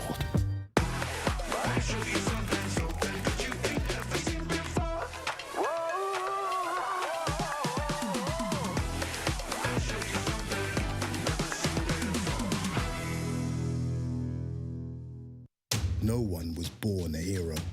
It's an everyday journey. There are no shortcuts, no days off, no perfect scenarios. Things won't always go the way you expect. But overcoming challenges is part of the game too. Your time is now. When passion runs through you, become your own hero. Here live at FIU Soccer Stadium. Miami FC on a goal from Kevin Hoyos with the advantage through 45. 1-0 is the tally for Miami. In a moment now in time, take a look at our news and notes around the world. League play, League One play. Jack, what do we got? There's a draw coming up. Well, has happened. We know what could happen. Kyle Scott heading out to League Two with Crawley Town. It's interesting, obviously, with a lot of teams that potentially could advance through for League One sides. Still work to do for Tormenta, though, to try and get through in this match here today. Yeah, it's one of those things for Miami today. Even if they get a win, it doesn't guarantee them entry into the next round. And same thing for South Georgia Tormenta. But right now, they're behind the 8 ball, trailing by a goal through 45 minutes of play. So that's what we got with news and notes. But also take a look at some live scores. The out-of-town scoreboard, of course. All of our eyes are where? In the middle of the board, what we got? Greenville won, Naples won. It doesn't impact the top of the table just yet, but it puts Greenville obviously in a position where if they get another goal, they win it. They could leapfrog into the top spot in the group as things stand, and still in the bottom right there, well, it's still 0-0 between Charleston and Tampa Bay, so something to watch out for there in that match. That one will be a little behind us. It's 0-0 between those sides. Still a lot of games to come up. Yeah, lots of activity tonight on ESPN+. You can watch these games. They're available. Smartphone, Android devices, MacBook, PC, the whole 9 yards. Available at 8 o'clock Eastern all the way until 11 o'clock Eastern. Any match that you have circled? I'm watching out for New Mexico. They're on 6 points as things stand. Monterrey also on 6 points. They could win their groups with those tallies, but more importantly, they could make that wild card line even higher. And if 2 teams have 9 points, Miami can only advance if they are able to win their group. And we got our own special bracket here too, so we can make some sense of all this. And Jack, it's not as easy as Miami would hope it to be, but they got to find a way in first. Yeah, Group 6 winner, which is the group that both Miami and Tormenta are in currently, will play the Group 3 winner. The current leader in that group is San Antonio FC, who have a perfect 9 points from a 9 available. In that one, they've got just 4 goals scored, though. They've got 4 goals scored, none conceded through 3 games. They've been very efficient in that department. New Mexico could try and challenge them for that title if they win and San Antonio lose. It'd be kind of wild if Miami plays San Antonio. It's a team that they have beaten 3 consecutive years. How about that for an interesting next round matchup? We got some highlights and some stats all around the corner. Don't go anywhere. 45 minutes in the books, and Miami has a 1-0 lead.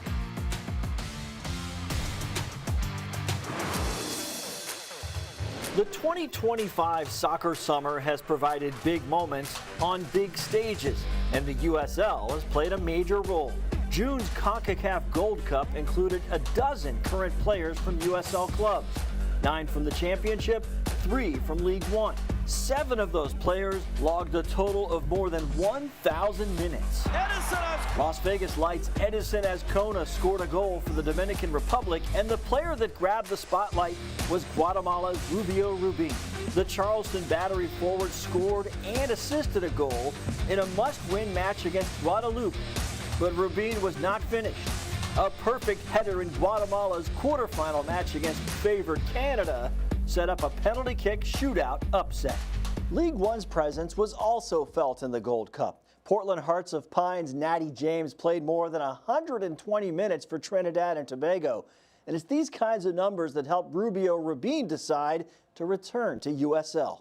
Over the years, this league has only gotten more competitive. That creates an environment where, national teams, especially in CONCACAF, call players, playing in this league. In September, Rubin and Guatemala begin their final push to qualify for the 2026 World Cup.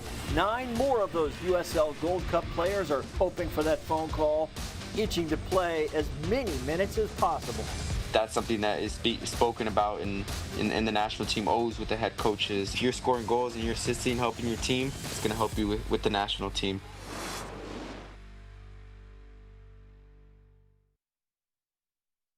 The Magic City, sparked by Julia Tuttle's vision and Henry Flagler's railroad expansion. What was once swampland, transformed into a booming city. This is 1896.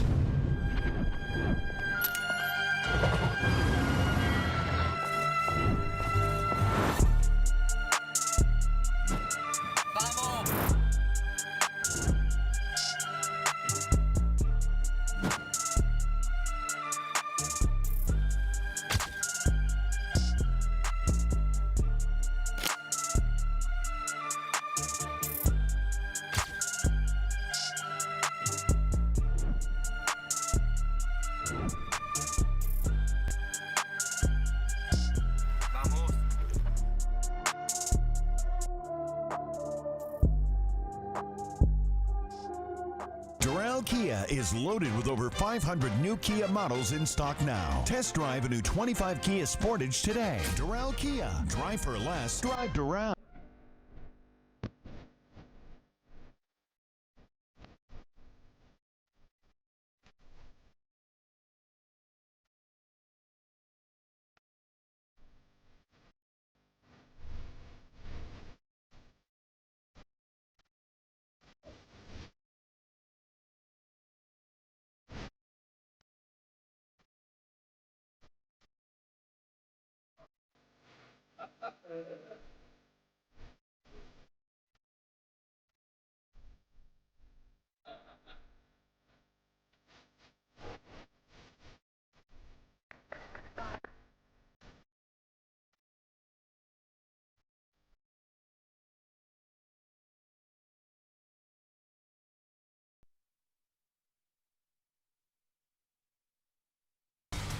This portion of the broadcast is brought to you by Macron.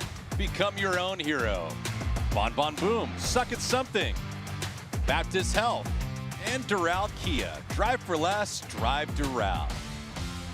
Jägermeister is proud to be the presenting sponsor of the USL Jägermeister Cup. Take a shot at glory and celebrate the magic of this exciting tournament all year long. Please drink responsibly. Been on a roller coaster through 45 minutes. Jack, tons of highlights in this contest. 7-minute action. Already had some thrilling moments. Yeah, a lot of good work by Tormenta, especially on this right-hand side. Jonathan Yanjo, the player who will link up with a 1-2 here, and a bit of fortune from Miami. This one doesn't find the back of the net. A collision or a bounce between Knutson and Rodriguez. In the end, it's kept out of the back of the net, but it was real close here. Knutson putting his head down. He knew he escaped with that one. Otherwise, he would have been looking at the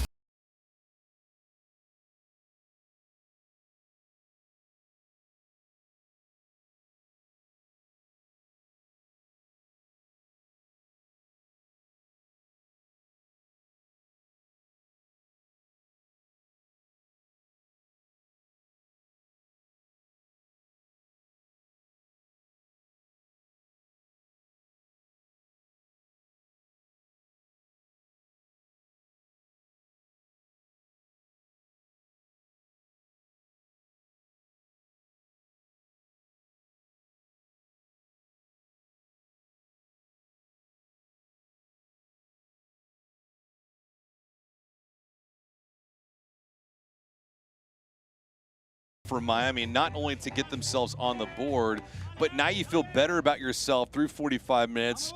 What do you think Gaston Madoni told his troops to begin the second half? I think you don't want to overhaul things just yet. You know, you're up a goal to nil. You've created some good chances, and from the set piece, you made it 1-0, but you have seen the threat that Tormenta have in transition.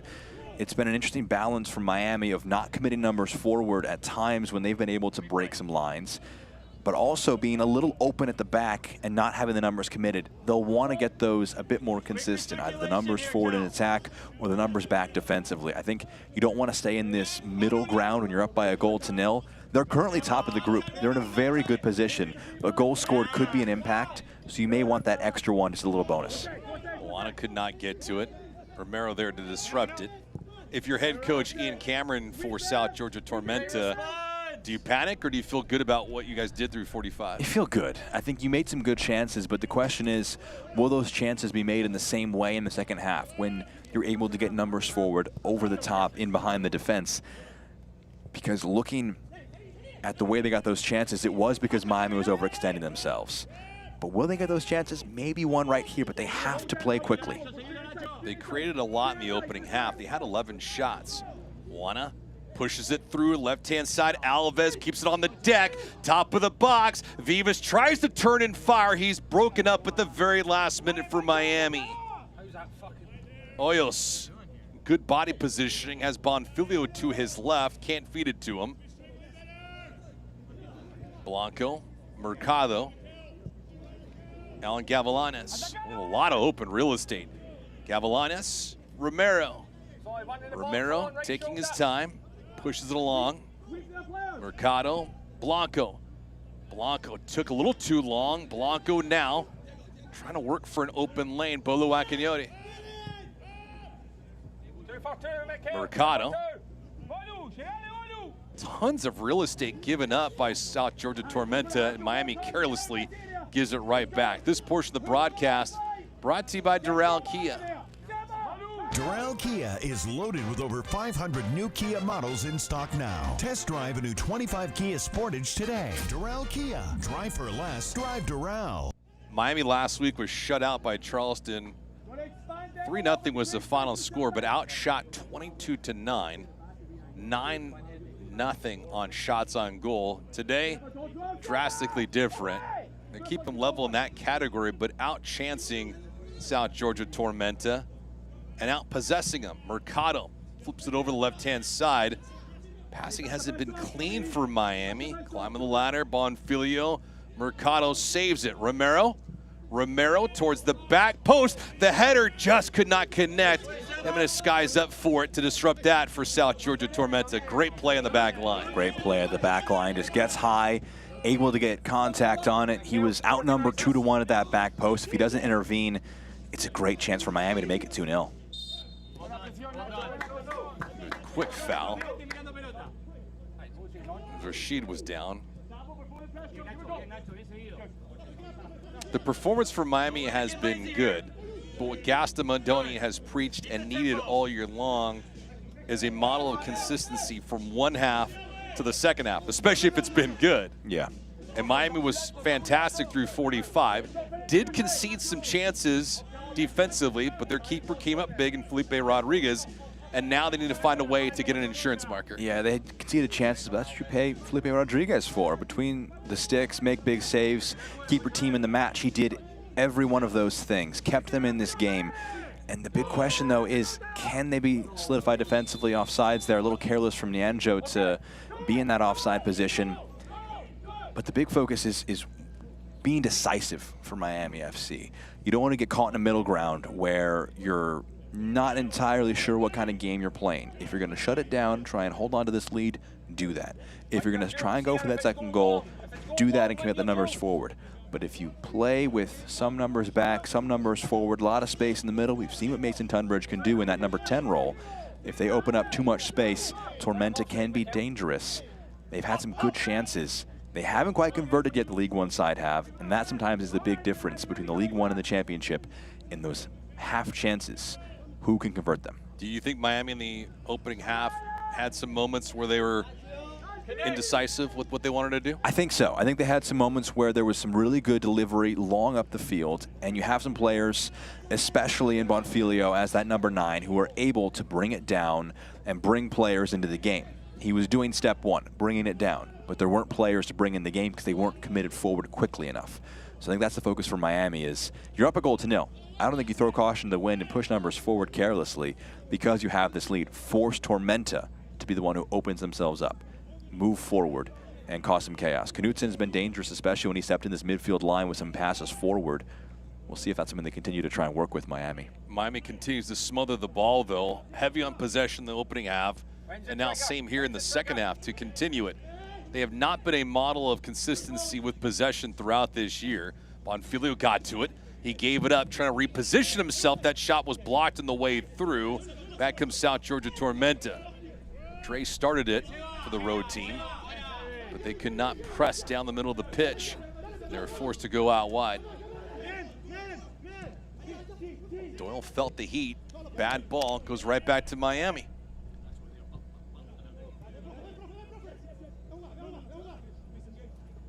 Miami is short rest after this. They play on Tuesday, July 29th at Pittsburgh. So no matter what happens here today, a win would feel great, and the opportunity to play in the next round of the Jägermeister Cup would be thrilling for them. However, their job's not finished in the regular season, and Pittsburgh is a team historically that has had lockdown defense in Bob Lilly, and Miami will have to go on the road and face a tough team and a hostile environment. Yeah, it's a tough one for Pittsburgh, who also have an extra 24 hours rest. They played against Portland Hearts of Pine yesterday. It was a 2-2 draw. That went to a shootout, a defeat for the visiting side on that occasion, the Riverhounds against the League One side. Hoyos looking for Bonfilio. He was tied up. Blanco couldn't get to it. Romero settling. Bolo Akinyote. Blanco, the chip. Gavilanes Back to Blanco, tapped it away. They're asking for a handball. Our lead official, Jeremy Shear, says play on, fellas. He clearly saw it hit a hand, but the question is it natural by his side? I think so. That's going to be a clear yellow card here. First one of the contest for either side. It goes to Knutson. A good foul by Dalton. Yeah, and against his former side, he gets up with a bit of an apology. Says, sorry I had to do that against you. But that was... Let's watch here. Does it hit a hand? Ooh, stretch. It definitely hits his hand. I was saying it's natural by the side. That's the yellow card as well after bringing down Tunbridge. Have to do it in that instance. Knutson does against Tunbridge, not former teammates. That one's awkward for Stretch. It's the elbow's a little out. It's not quite natural. I think I'm not incredibly surprised it isn't a handball, but Stretch left the decision to be made, and they're fortunate that it wasn't a penalty. I'm going to say, in that situation, though, it was a concerted effort by Stretch to have that arm behind his back. Yeah, I think it again, he wasn't making himself unnaturally bigger. He was not this massive blocking force, and also was kind of just tapped towards his arm by Blanco. That is, I think, it should be a factor for officials. What is this pass? What is this shot? What's happening when this handball instance happens? Transition here for South Georgia Tormenta. Doyle was wide open, the top of the box. Sharp angle here. Rodriguez gets beat there on the sharp side, and it's 1-1.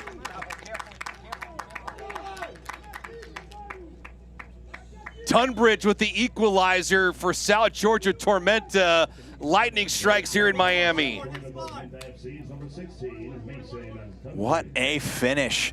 Flag stayed down, they were appealing for it, but Tunbridge, he wants it on his left foot. He says, see ya. Skips past the first man and blazes it into the back of the net. Really good footwork from him. He scored 2 in their first match. He brings them back into this one. If Tormenta are going to get through, they need a turnaround, and it starts there from Mason Tunbridge. 5 goals during the regular season. Tunbridge on the board here for the equalizer. And a club that has not had a lot of possession, Jack, it's exactly what you said. They don't need to be on the ball all the time. They just need to be opportunistic when the opportunities present themselves. You need someone who can put that round thing in the back of the net. And Tunbridge has done that at a good clip so far this campaign, and he buries that one right there. Substitution here for head coach Gaston Madoni. It's their first change of this match for either side. Are you surprised it's happening this early? I think a bit of rotation is a factor here from Blanco. I think you want to keep the legs fresh in these attacking areas. It's important, I mean, especially on the back of conceding this goal. The match is again going to be hanging in the balance. This is a 2-1 game. I don't think either team is going to run away with this one at this stage. But Tormenta, talked about it there, that was just a good pass over the top, getting Tunbridge in some space in a wide position. Danko will want that one back. He was, I think, allowing him inside a little too much, and he was able to take that space. It was really good work from Tunbridge, don't get me wrong. But defensively, Miami got a little open there. Oh, yes. Man in the box, man in the box. Gavilanes, Romero surveying. This team in Miami FC has been back and forth with opponents all year long. Nothing's been easy for them. Gavilanes towards the back post, not enough lift on it. Back comes South Georgia Tormenta. Akinyoti, Gavilanes. Ball given up into the box. Bonfilio right now appears to be onside, and our far side official says, no, sir, that's not the case for Bonfilio. Goal's wiped away. Yeah, you see him wagging that finger. It looked offsides on first viewing. Let's see it again here. Yeah, he jumps, I think, a little too soon. It's hard to tell from that angle whether or not Gabriel Alves was just keeping that defensive line a little bit deeper. But in the end, just a really good idea on that ball over the top. But Bonfilio, a moment too soon. It was a good header, too. Now that one towards the net. Some physicality in the far boundary. Vivas is there. He's getting back to his feet. And Jimenez down on the deck, receiving the worst end of it.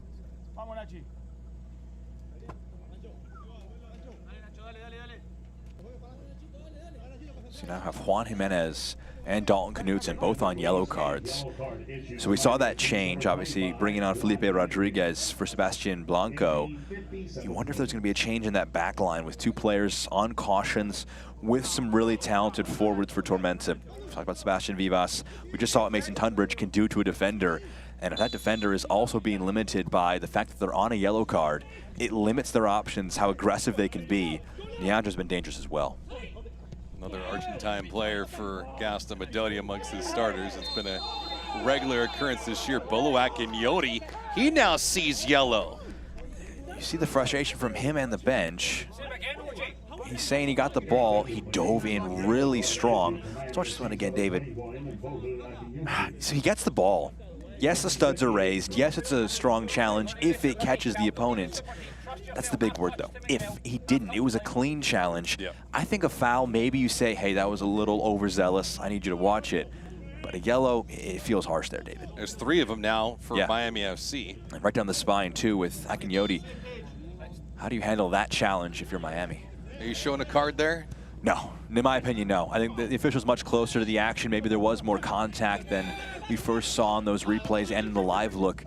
But in that instance, I think, especially with how the yellow cards have been dished out for Knutson and Jimenez, they've been transition moments, they've been clear fouls, bringing guys down.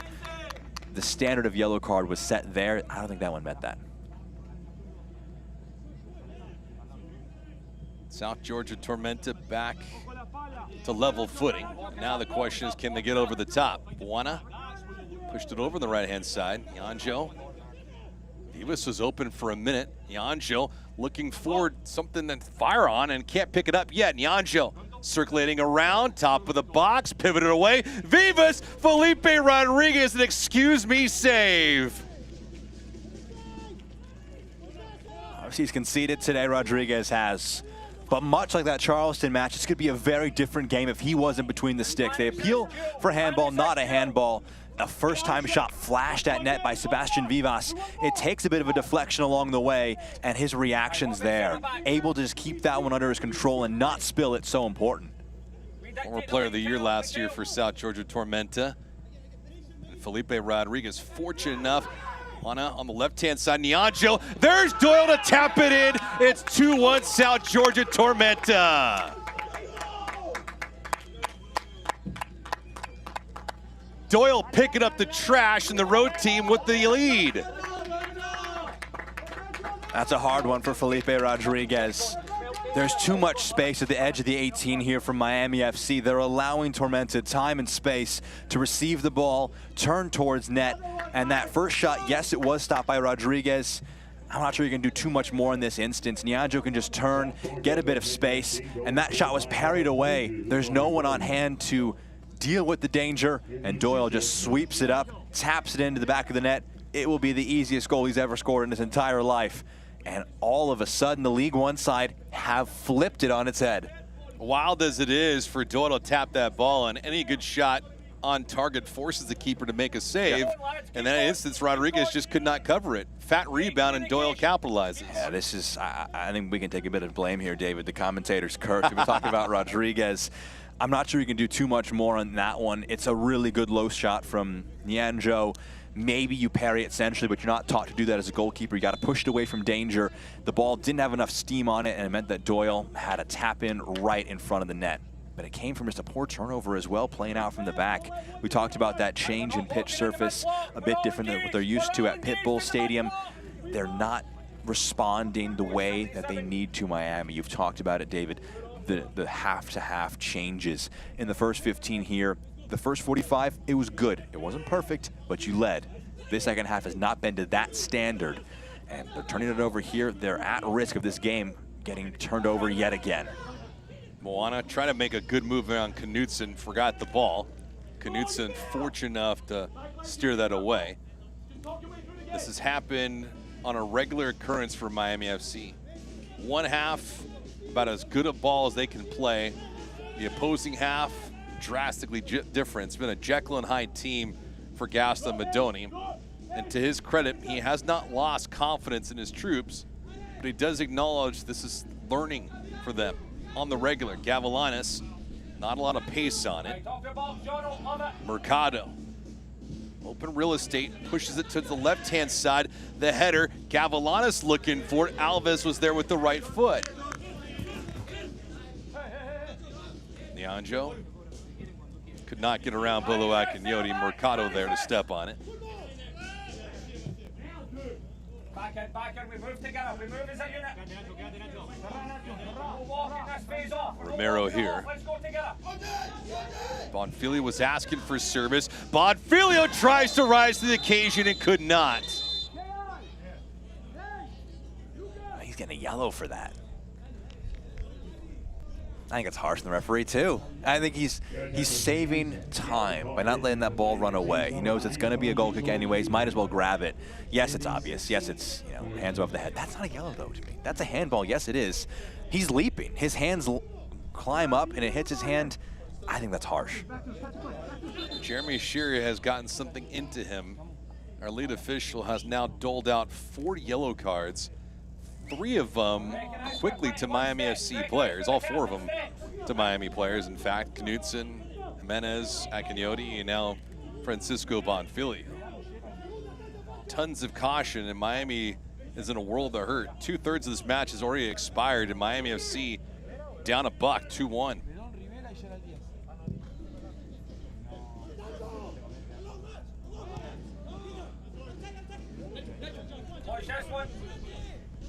Drastic turn of events, though, Jack, and now we can take a look at the out-of-town scoreboard. Charleston up by a golden nail. This is quite literally perfect for Tormenta. They are top of the group right now. If it ended right now in this exact moment, every official across the country blew their whistle, they're headed to the next round playing San Antonio FC. Not what you'd expect from a team from League One. Nianjo looking. Nianjo and Tunbridge with a bad touch. We've talked about it with Tormenta. Wasting chances, being in positions to take leads, hold on to leads, extend leads, not taking them. They have to be clinical. They have to be rude in the final third. They cannot play around with it. They need that extra goal. They don't need it in terms of qualifying, in terms of goals scored. That goal for Charleston means that they're now level on points with South Georgia Tormenta at the top of the group with 7. They would be a 3-way tie between Greenville, Tormenta, and Tampa Bay. And Tormenta, with 8 goals scored as it stands, should be top come the end of the day. But again, that match at Tampa is going to be at halftime in a moment. Gavilanes, top of the box, is looking for Hoyos. Akinyote. Romero, a little give and go, no. Spun around, and Gavilanes now. Miami slow playing this thing in the attacking third. Looking for a mistake play by South Georgia Tormenta. Romero again, toggling around. Miami has a couple players inside the 18, but no movement. Everything is static. And now Miami will just recycle this thing around. Danko with a chip. Back inside looking for Romero again. Boloak and Yodi there on the intercept. Some brief miscommunication. A touch foul, and that one goes against Dre. He's not happy about it. That's a poor one from him. I think he's done the hard work. He's forced a heavy touch. The ball's about to be won back. And he just lingers with the contact, pulls him back a little bit, and it means that Rodriguez can fall over and look to the referee. The referee answers his prayers. Miami FC not playing with as much aggression as they did in the opening half. They had 10 shots in the first half. Statistically speaking, we were right with South Georgia Tormenta. The road team missed some opportunities in the opening half as well. I'm working short on this. It's a left-hand side, volleyed around the header. That ball almost found the corner of the net. Jimenez there on the deck, ever so close for the equalizer. He managed to dig something out here. I was wondering if they overplayed this sequence, but good work from Jimenez. Jones, in the end, scrambles across his net. That's not too far away. It's always a hard one to get towards goal, but maybe you have someone attacking that back post to make things dangerous. A lot of subs coming here from Miami.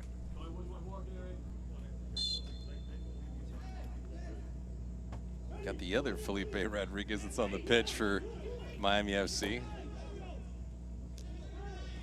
You're not going crazy. It's not. You're not hearing double.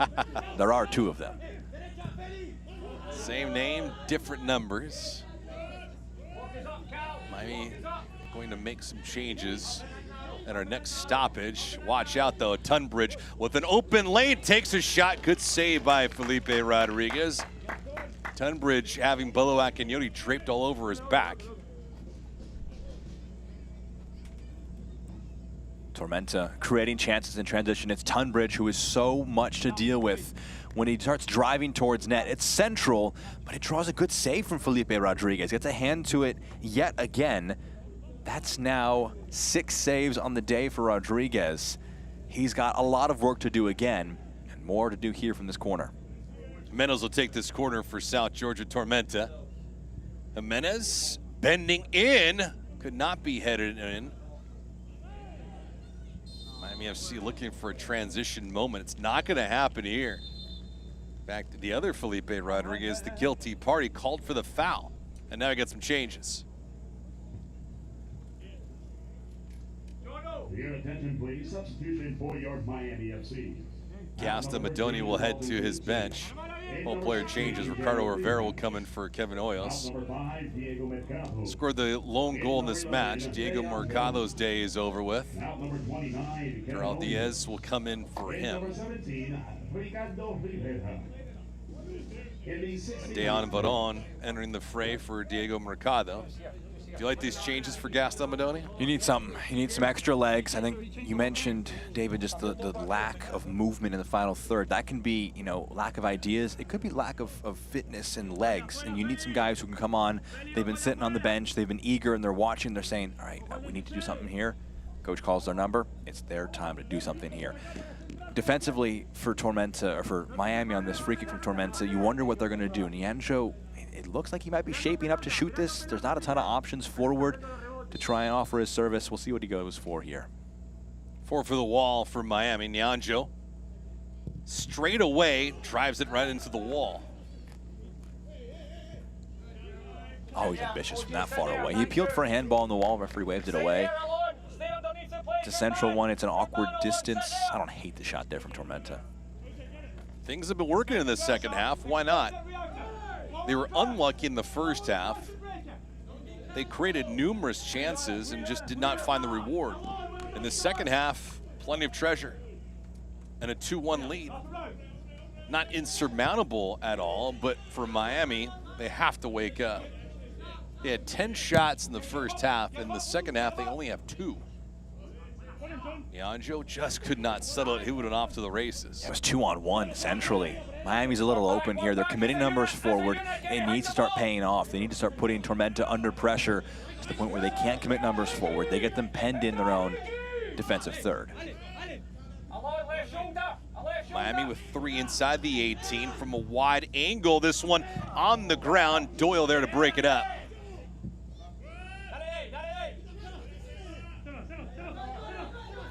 Vivas eluding. Nianjo, high gear. Nianjo grabs the corner, going around Akinyoti. Oh, he grabs some woodwork and it stays out.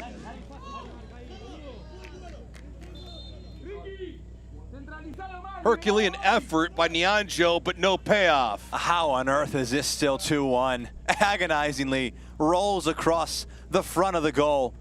Nianjo does well to slide it past the goalkeeper, but it catches the upright, and that is cruel for Tormenta. They've had these chances. I'm repeating it, David, repeatedly. They've got these chances. They have to put one away, or else you risk going later on into this match and it getting ripped away from you. For South Georgia Tormenta, they have played consistent, though, in this match. They have. There hasn't been many moments of drop-off or failure to compete. But for Miami, it has been a roller coaster. It has. You know, and that discipline lack of discipline will disappoint Gaston Madoni. The first half was very promising. You were top of the group, and now you're a far ways away from that. And the other team in this match is now top of the group because of the matches happening elsewhere. Still 1-1 between Greenville On the outside, more attacking moments here. Oh, nearly 3-1. Rodriguez came out to challenge, and that shot just goes sailing wide.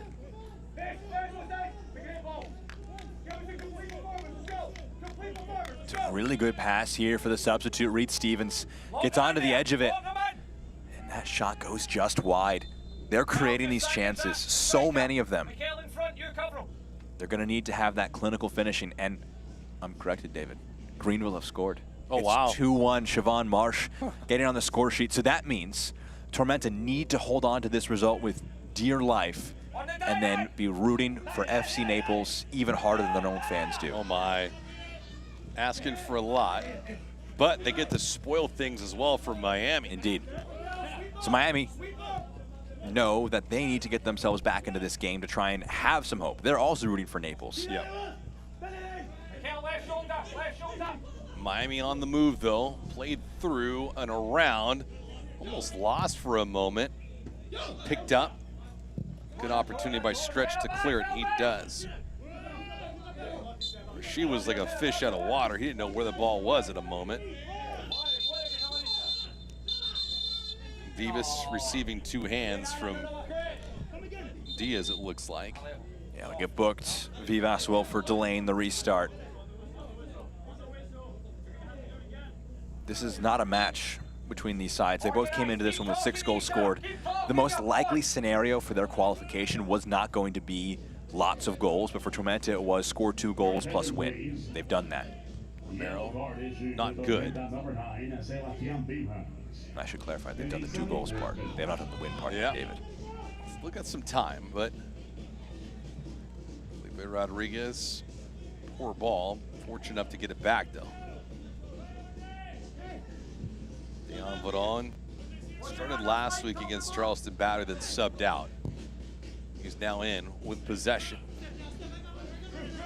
Varon. Not a good presence with that ball.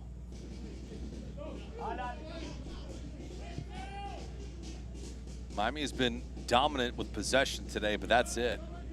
Shots are favoring South Georgia Tormenta by 6. 18-12. Danko towards the middle of the room, a one-hopper. Easy to collect, though, for the keeper, Jones. Yeah, Jones won't be in a massive rush here to get back up on his feet. And that's been the trend so far in Jägermeister Cup for South Georgia Tormenta, despite being 32nd out of teams in overall possession at 41%. They were second in expected goals entering this match. They created 7.5 through 3 games. That's 2.5 expected goals per game. That's a really good clip. If you do that consistently, you're gonna win a lot of games. In this match so far, they've got 1.92. That breaks for Vivas after his complaint. Reed Steven streaking down the right-hand side.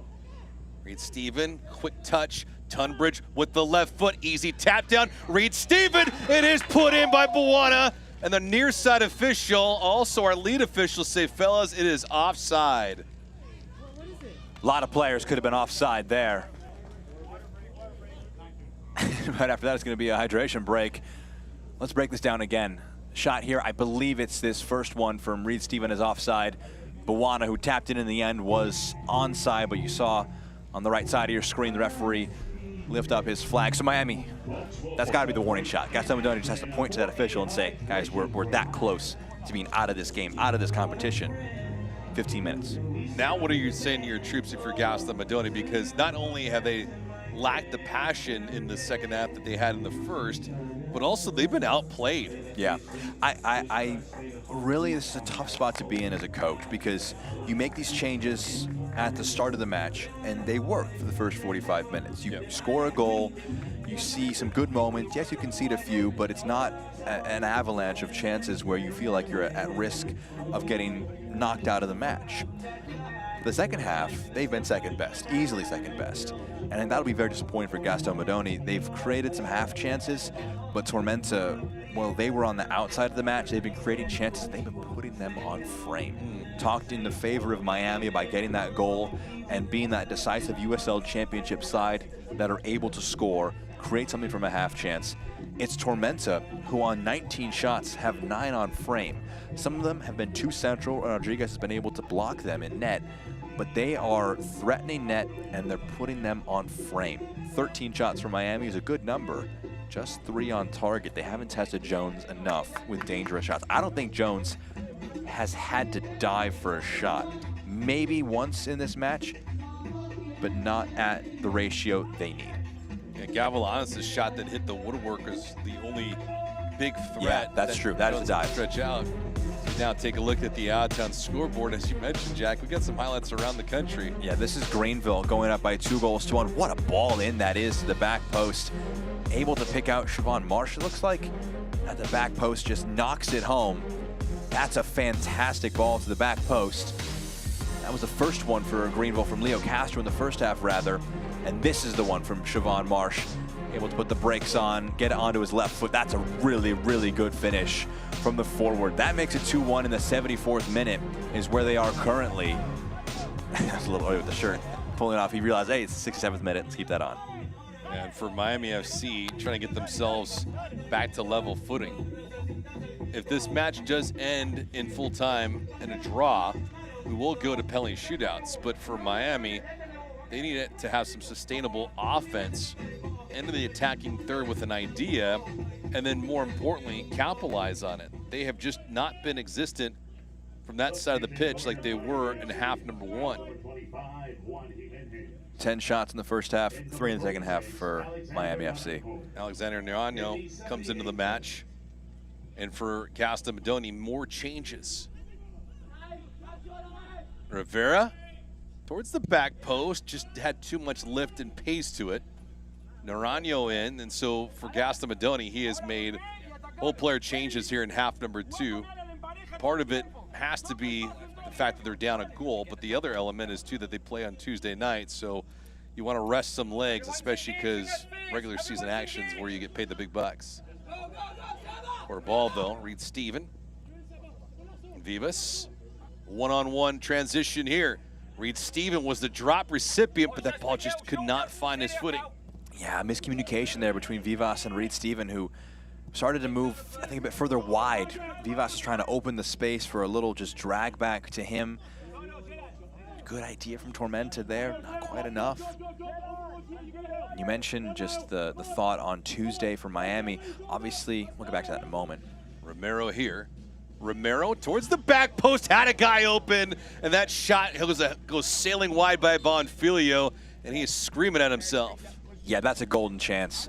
His head down, his thumb is up. Romero can't do much more here. That's on his head, but he mistimes his jump. He leaps too early, and that means he has to get his angles all wrong and ends up getting under it rather than directly into it. That's a really good ball from Matias Romero, just to lead that one into the box. It's the kind of service that he loves to get, and Bonfilio a rare miss. Sam Jones in no need to hurry up. He has a yellow card to eat if he so wishes, and to take extremely long, but a sub will happen before this. Changes for South Georgia Tormenta as they go back to the bench. Yaniv Bazzini will come on here for Sebastian Vivas. I love this change. Bazzini's been dangerous in his first season as a full-on professional. 4 goals in USL League One play, picked up 1 in the Open Cup as well. He's a different presence than Vivas, about 4 inches taller. Gabriel Cabral also coming in, a former Miami FC player. Indeed. So 2 players who can really make an impact in this match. Bazzini, his job will be, it's 10 minutes left. If you score a goal, great. He needs to press the back line. He needs to hold the ball up. He needs to bring teammates in moments of transition and really help Tormenta see out this match. Again, we'll reiterate the position. Greenville are up by 2-1. So if that holds, Greenville are your group winners, depending what happens in Tampa Bay, but it would eliminate both of these teams from qualification to the group. Yeah, it would be shocking too, because you're talking about a group that not only has Miami in it, but also Tampa Bay and Charleston Battery. Yeah. Who would have thunk it? The fact that it's 2 League One sides who are the biggest threats to advance, it really shows just what this competition offers. Yeah. It brings the leagues together. They don't meet that often outside of the Open Cup and the occasional draws there, but getting consistent matches, it's only going to enhance the quality of League One, and with promotion and relegation right down the road, enhancing teams at every level of the competition, and also a little reminder to the championship sides, gap is not as big as you may think. Yeah, can't take your foot off the gas, especially in these kind of situations. Free kick here, lobbed into the box, but it has just too much flight to it. And Felipe Rodriguez touches this ball before it crossed the end line. And now the far side official said it did cross after the fact of his touching. So it goes back to Miami. So Gabriel Cabral, who was with the club last year, now in enemy colors, facing his former team. Gaston Madoni trying to hope that his adjustments have some kind of payoff. Naranjo could not make a proper connection. Dre. Reed Steven, full head of steam and plenty of gas in the tank. Reed Steven here. Ball given up, Cabral with it. Boanya looking. Took his time, tries to bend this in, just too much air on it. Sails over the cage. Yeah, not the best decision making there on the attack from Tormenta. They're a little wasteful, will be my big criticism of them. This match is about 4 minutes ahead of Greenville and Naples. That match is in the 80th minute. Ends, head on over ESPN Plus, just slide on over, see what happens in that one. If this finishes, again, Tormenta, if they win this match, they'll be looking for Naples to pull off a late equalizer and Charleston to see out a result. Milanos got to it. Bonfiglio tries to rise up. Naranjo blocked, top of the box, the drive, the toe tap, cannot find it through. Really good instincts from Bonfiglio. He's frustrated that he hasn't gotten his first Jaeger Cup goal. He's in the right spot here. Gavilanes has done very well to keep the ball in play on a few instances, and Naranjo, his first instance blocked there, just flashed along, and he's trying to just drag that one with the inside of his right foot is Bonfiglio. If he does, it's in the back of the net, it's a goal, it's 2-2. But he can't quite time that touch right, and it's still, as things stand, 2-1 Tormenta. Bonfiglio a bit snake bit tonight. Alves limping around, grimacing a bit, if you will. Mai's had creative chances in the second half. It hasn't been as fluid as they'd like it to be, but Bonfiglio has been the recipient on several occasions, just been unable to capitalize on two quality chances. One was a header, the other, of course, a contested shot, but from a sharp angle with his back turned towards net. This goes right back to South Georgia Tormenta. Yeah, we were talking about a striker of his quality getting good service, and Bonfiglio, who's had some good goal contributions so far this campaign, has made a big impact in this game, getting on a lot of chances. But the big focus is going to be, can he get one more? Can he get those errors out of his mind? Strikers have to have the memory of a goldfish. Can't remember what happened a few moments ago. Can't remember those chances you didn't convert upon. Can only remember the good ones. Mason Tunbridge's day is over with. He played well. Very well. Aaron Walker comes in for him. And Tabo Nare comes in as well, and Nare just a very defensive-minded option. That just shows you where Ian Cameron sending this team. Brings off the left winger Buana for the 6-foot defender. He's from Cary, North Carolina. Played with LAFC 2 last year. Nare did, and he'll immediately come in and do this long throw up the field.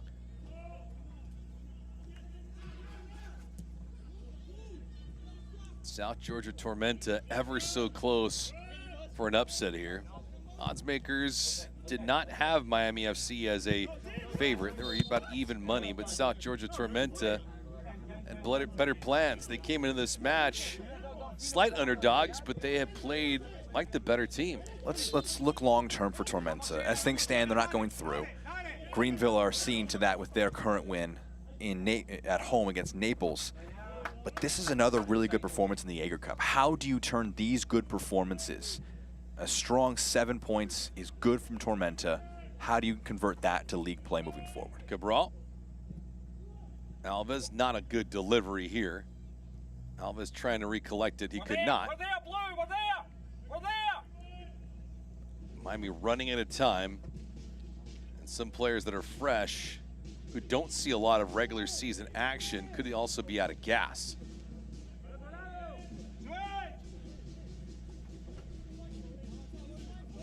Got our Cricket Wireless man of the match at the conclusion of this contest. Miami FC still down a goal. They've been trying here in the second half, not for a lack of effort. Romero, not a good placement. There were 3 players for South Georgia Tormenta there. Nobody in white for Miami. Good work from Walker to step across his man, win the free kick. Just bigger picture again with Tormenta, ask that hypothetical. How do you translate this into the league play? What we've seen in Jägermeister Cup is a lot less possession for Tormenta. Jumping from league to this, they have just 41% when they play in the Jägermeister Cup. They have over 53% when they play in the league. And that's because in League One, they're even with their other sides. They're not overwhelming underdogs saying, hey, you have the ball, we'll sit back. Yeah. But they've played 3 championship sides now, Tormenta have. And in this match here today, they've had just 38% possession. It's good work defensively to see that out for a goal kick, but they've had 38% possession, and they've had 21 shots, over 2 expected goals for Tormenta. Can you force League One sides to have more possession than you and sit deeper and be able to stretch the match so your talented forwards can play with a lot of space? We've seen Tunbridge operate with a lot of success. Nianjo not getting a goal today, but he's threatened. And you have Vivas and Bazzini, who are both very capable number 9s. This is a talented Tormenta team. They're deep down in the League One standings, but if they get this win, they'll have picked up 7 points with a very, very challenging schedule in the Jägermeister Cup, and that's something to carry for the rest of the year. And Miami has also applied some pressure, but the one element is South Georgia Tormenta has not been chasing the ball. Yep. Yeah, they've been outpossessed, but they're not running around like their head has been cut off. They've been fending nicely.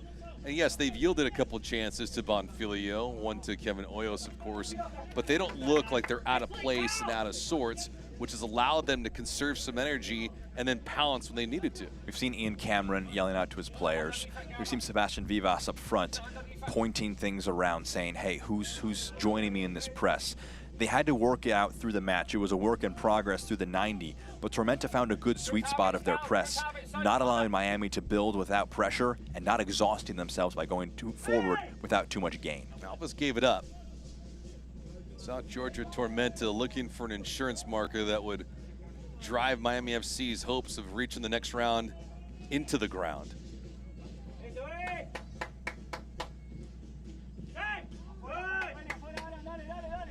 Clock continues to churn. Rashid. Stretch, who gave it up. Next match for South Georgia Tormenta is against Greenville on August the 2nd. For Miami FC, they're back to work on Tuesday. Felipe Rodriguez immediately had to come out, though, and challenge this. So we got a player down for South Georgia Tormenta and another yellow card. This looks to be against Dejan Varon. Referee playing advantage for the ball over the top. Yaniv Bazzini has been a handful since coming onto the field. Just not quite able to get onto the end of that one. Felipe Rodriguez has looked very, very strong. Looks like Danko, who is a player who is booked for that challenge at the around halfway line. But this is a chance for Tormenta to kill more time. And just an update from Greenville. Naples not with a ton of pressure. Greenville just able to play it around between themselves. There's 3 minutes left of the 90, stoppage time after that.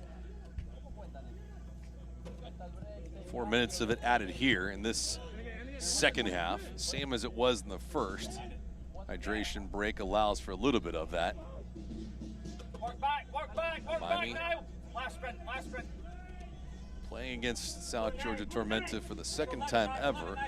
Last year they were beat in US Open Cup on the same pitch, 4-2, and today we're up 1-0 and now trailing again 2-1 this time.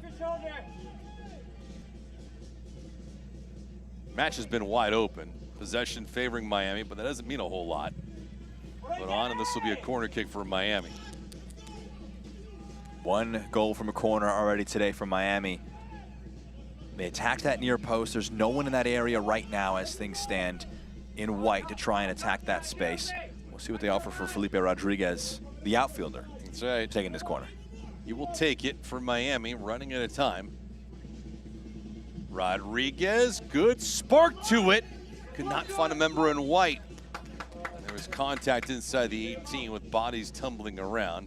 Yeah, that's a real back-breaking foul to give up in the box if you're Miami. You've got that one on the edge of the 18. You can maybe try and put one back in the mix, just have a shot through a crowd. But because you were a little over-eager to get to that ball, you commit the foul, you commit the free kick. There's a lot of takeaways for both of these sides from this one. Miami, as things stand, don't look like they're going to be able to curb their run without a win.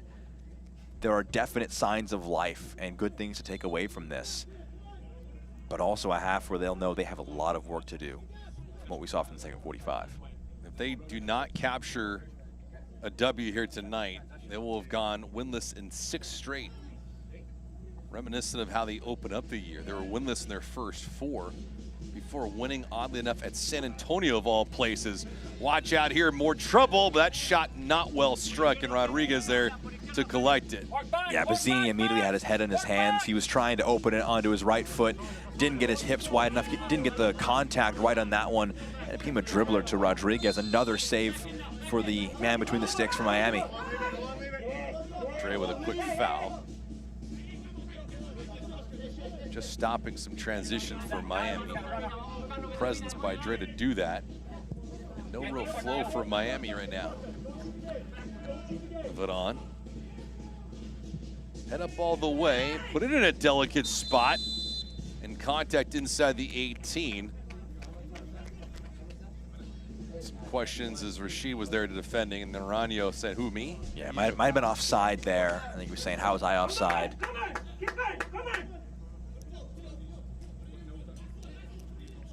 Shots are 21-17 in favor of South Georgia Tormenta.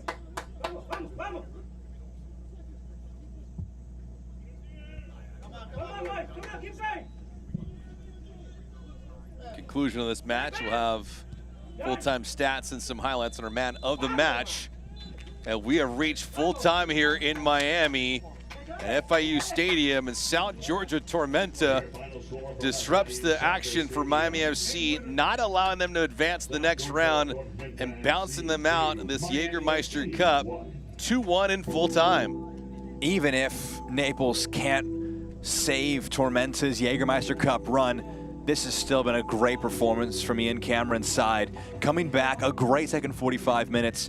Deserved winners, in my view, David, 2-1. Yeah, they had good pace from start to finish, and our Cricket Wireless man of the match, much like last week, Felipe Rodriguez was under duress, and he delivered a lot. He made some massive saves. He kept this match in the balance for Miami. This was at 0-0. It stayed at that score line with this big-time stop.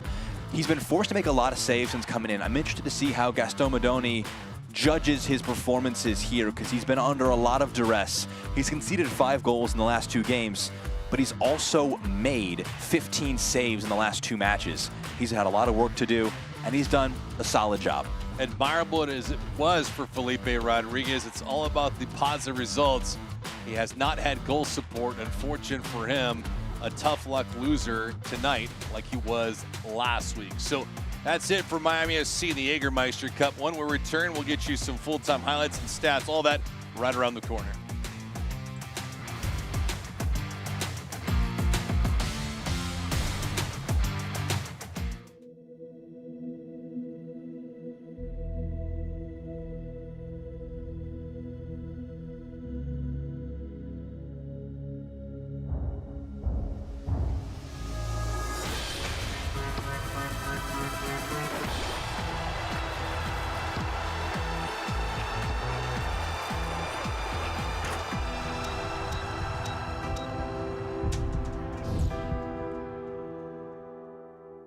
Kia is loaded with over 500 new Kia models in stock now. Test drive a new 25 Kia Sportage today. Doral Kia. Drive for less. Drive Doral.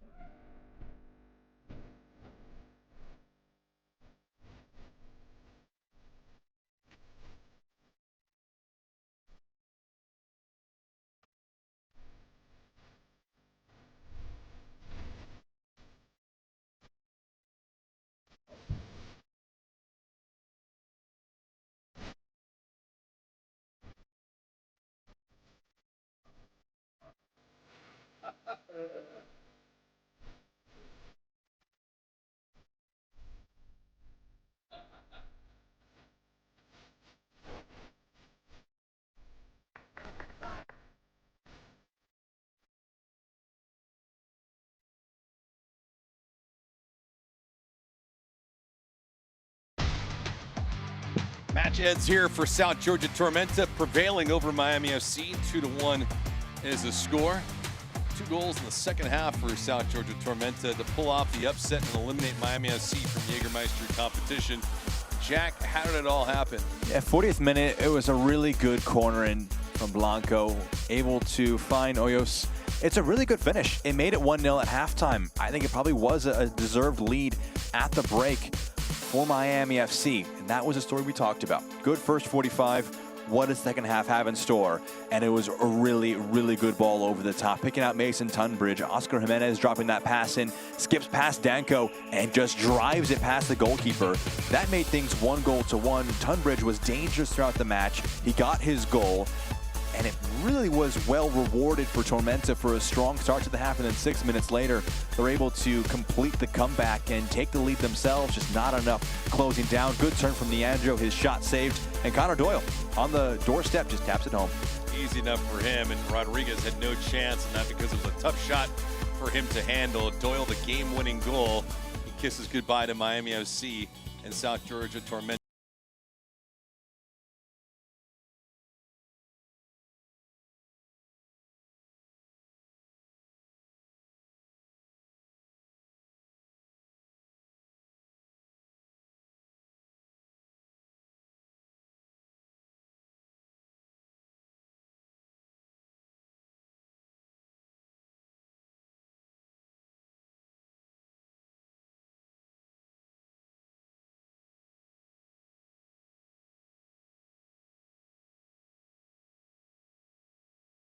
I'm excited to see. Back to regular season work for both of these sides. For Miami, on the road Tuesday night in a tough place at Pittsburgh against the Riverhounds. Meanwhile, South Georgia Tormenta back to work against Greensville. They'll go to work on August the 2nd at home. For Jack Edwards, I'm David Gascon. Hope you enjoyed this one. South Georgia Tormenta pulls off the upset. They beat Miami. 2-1's the final score. Have a good weekend, everyone. So long.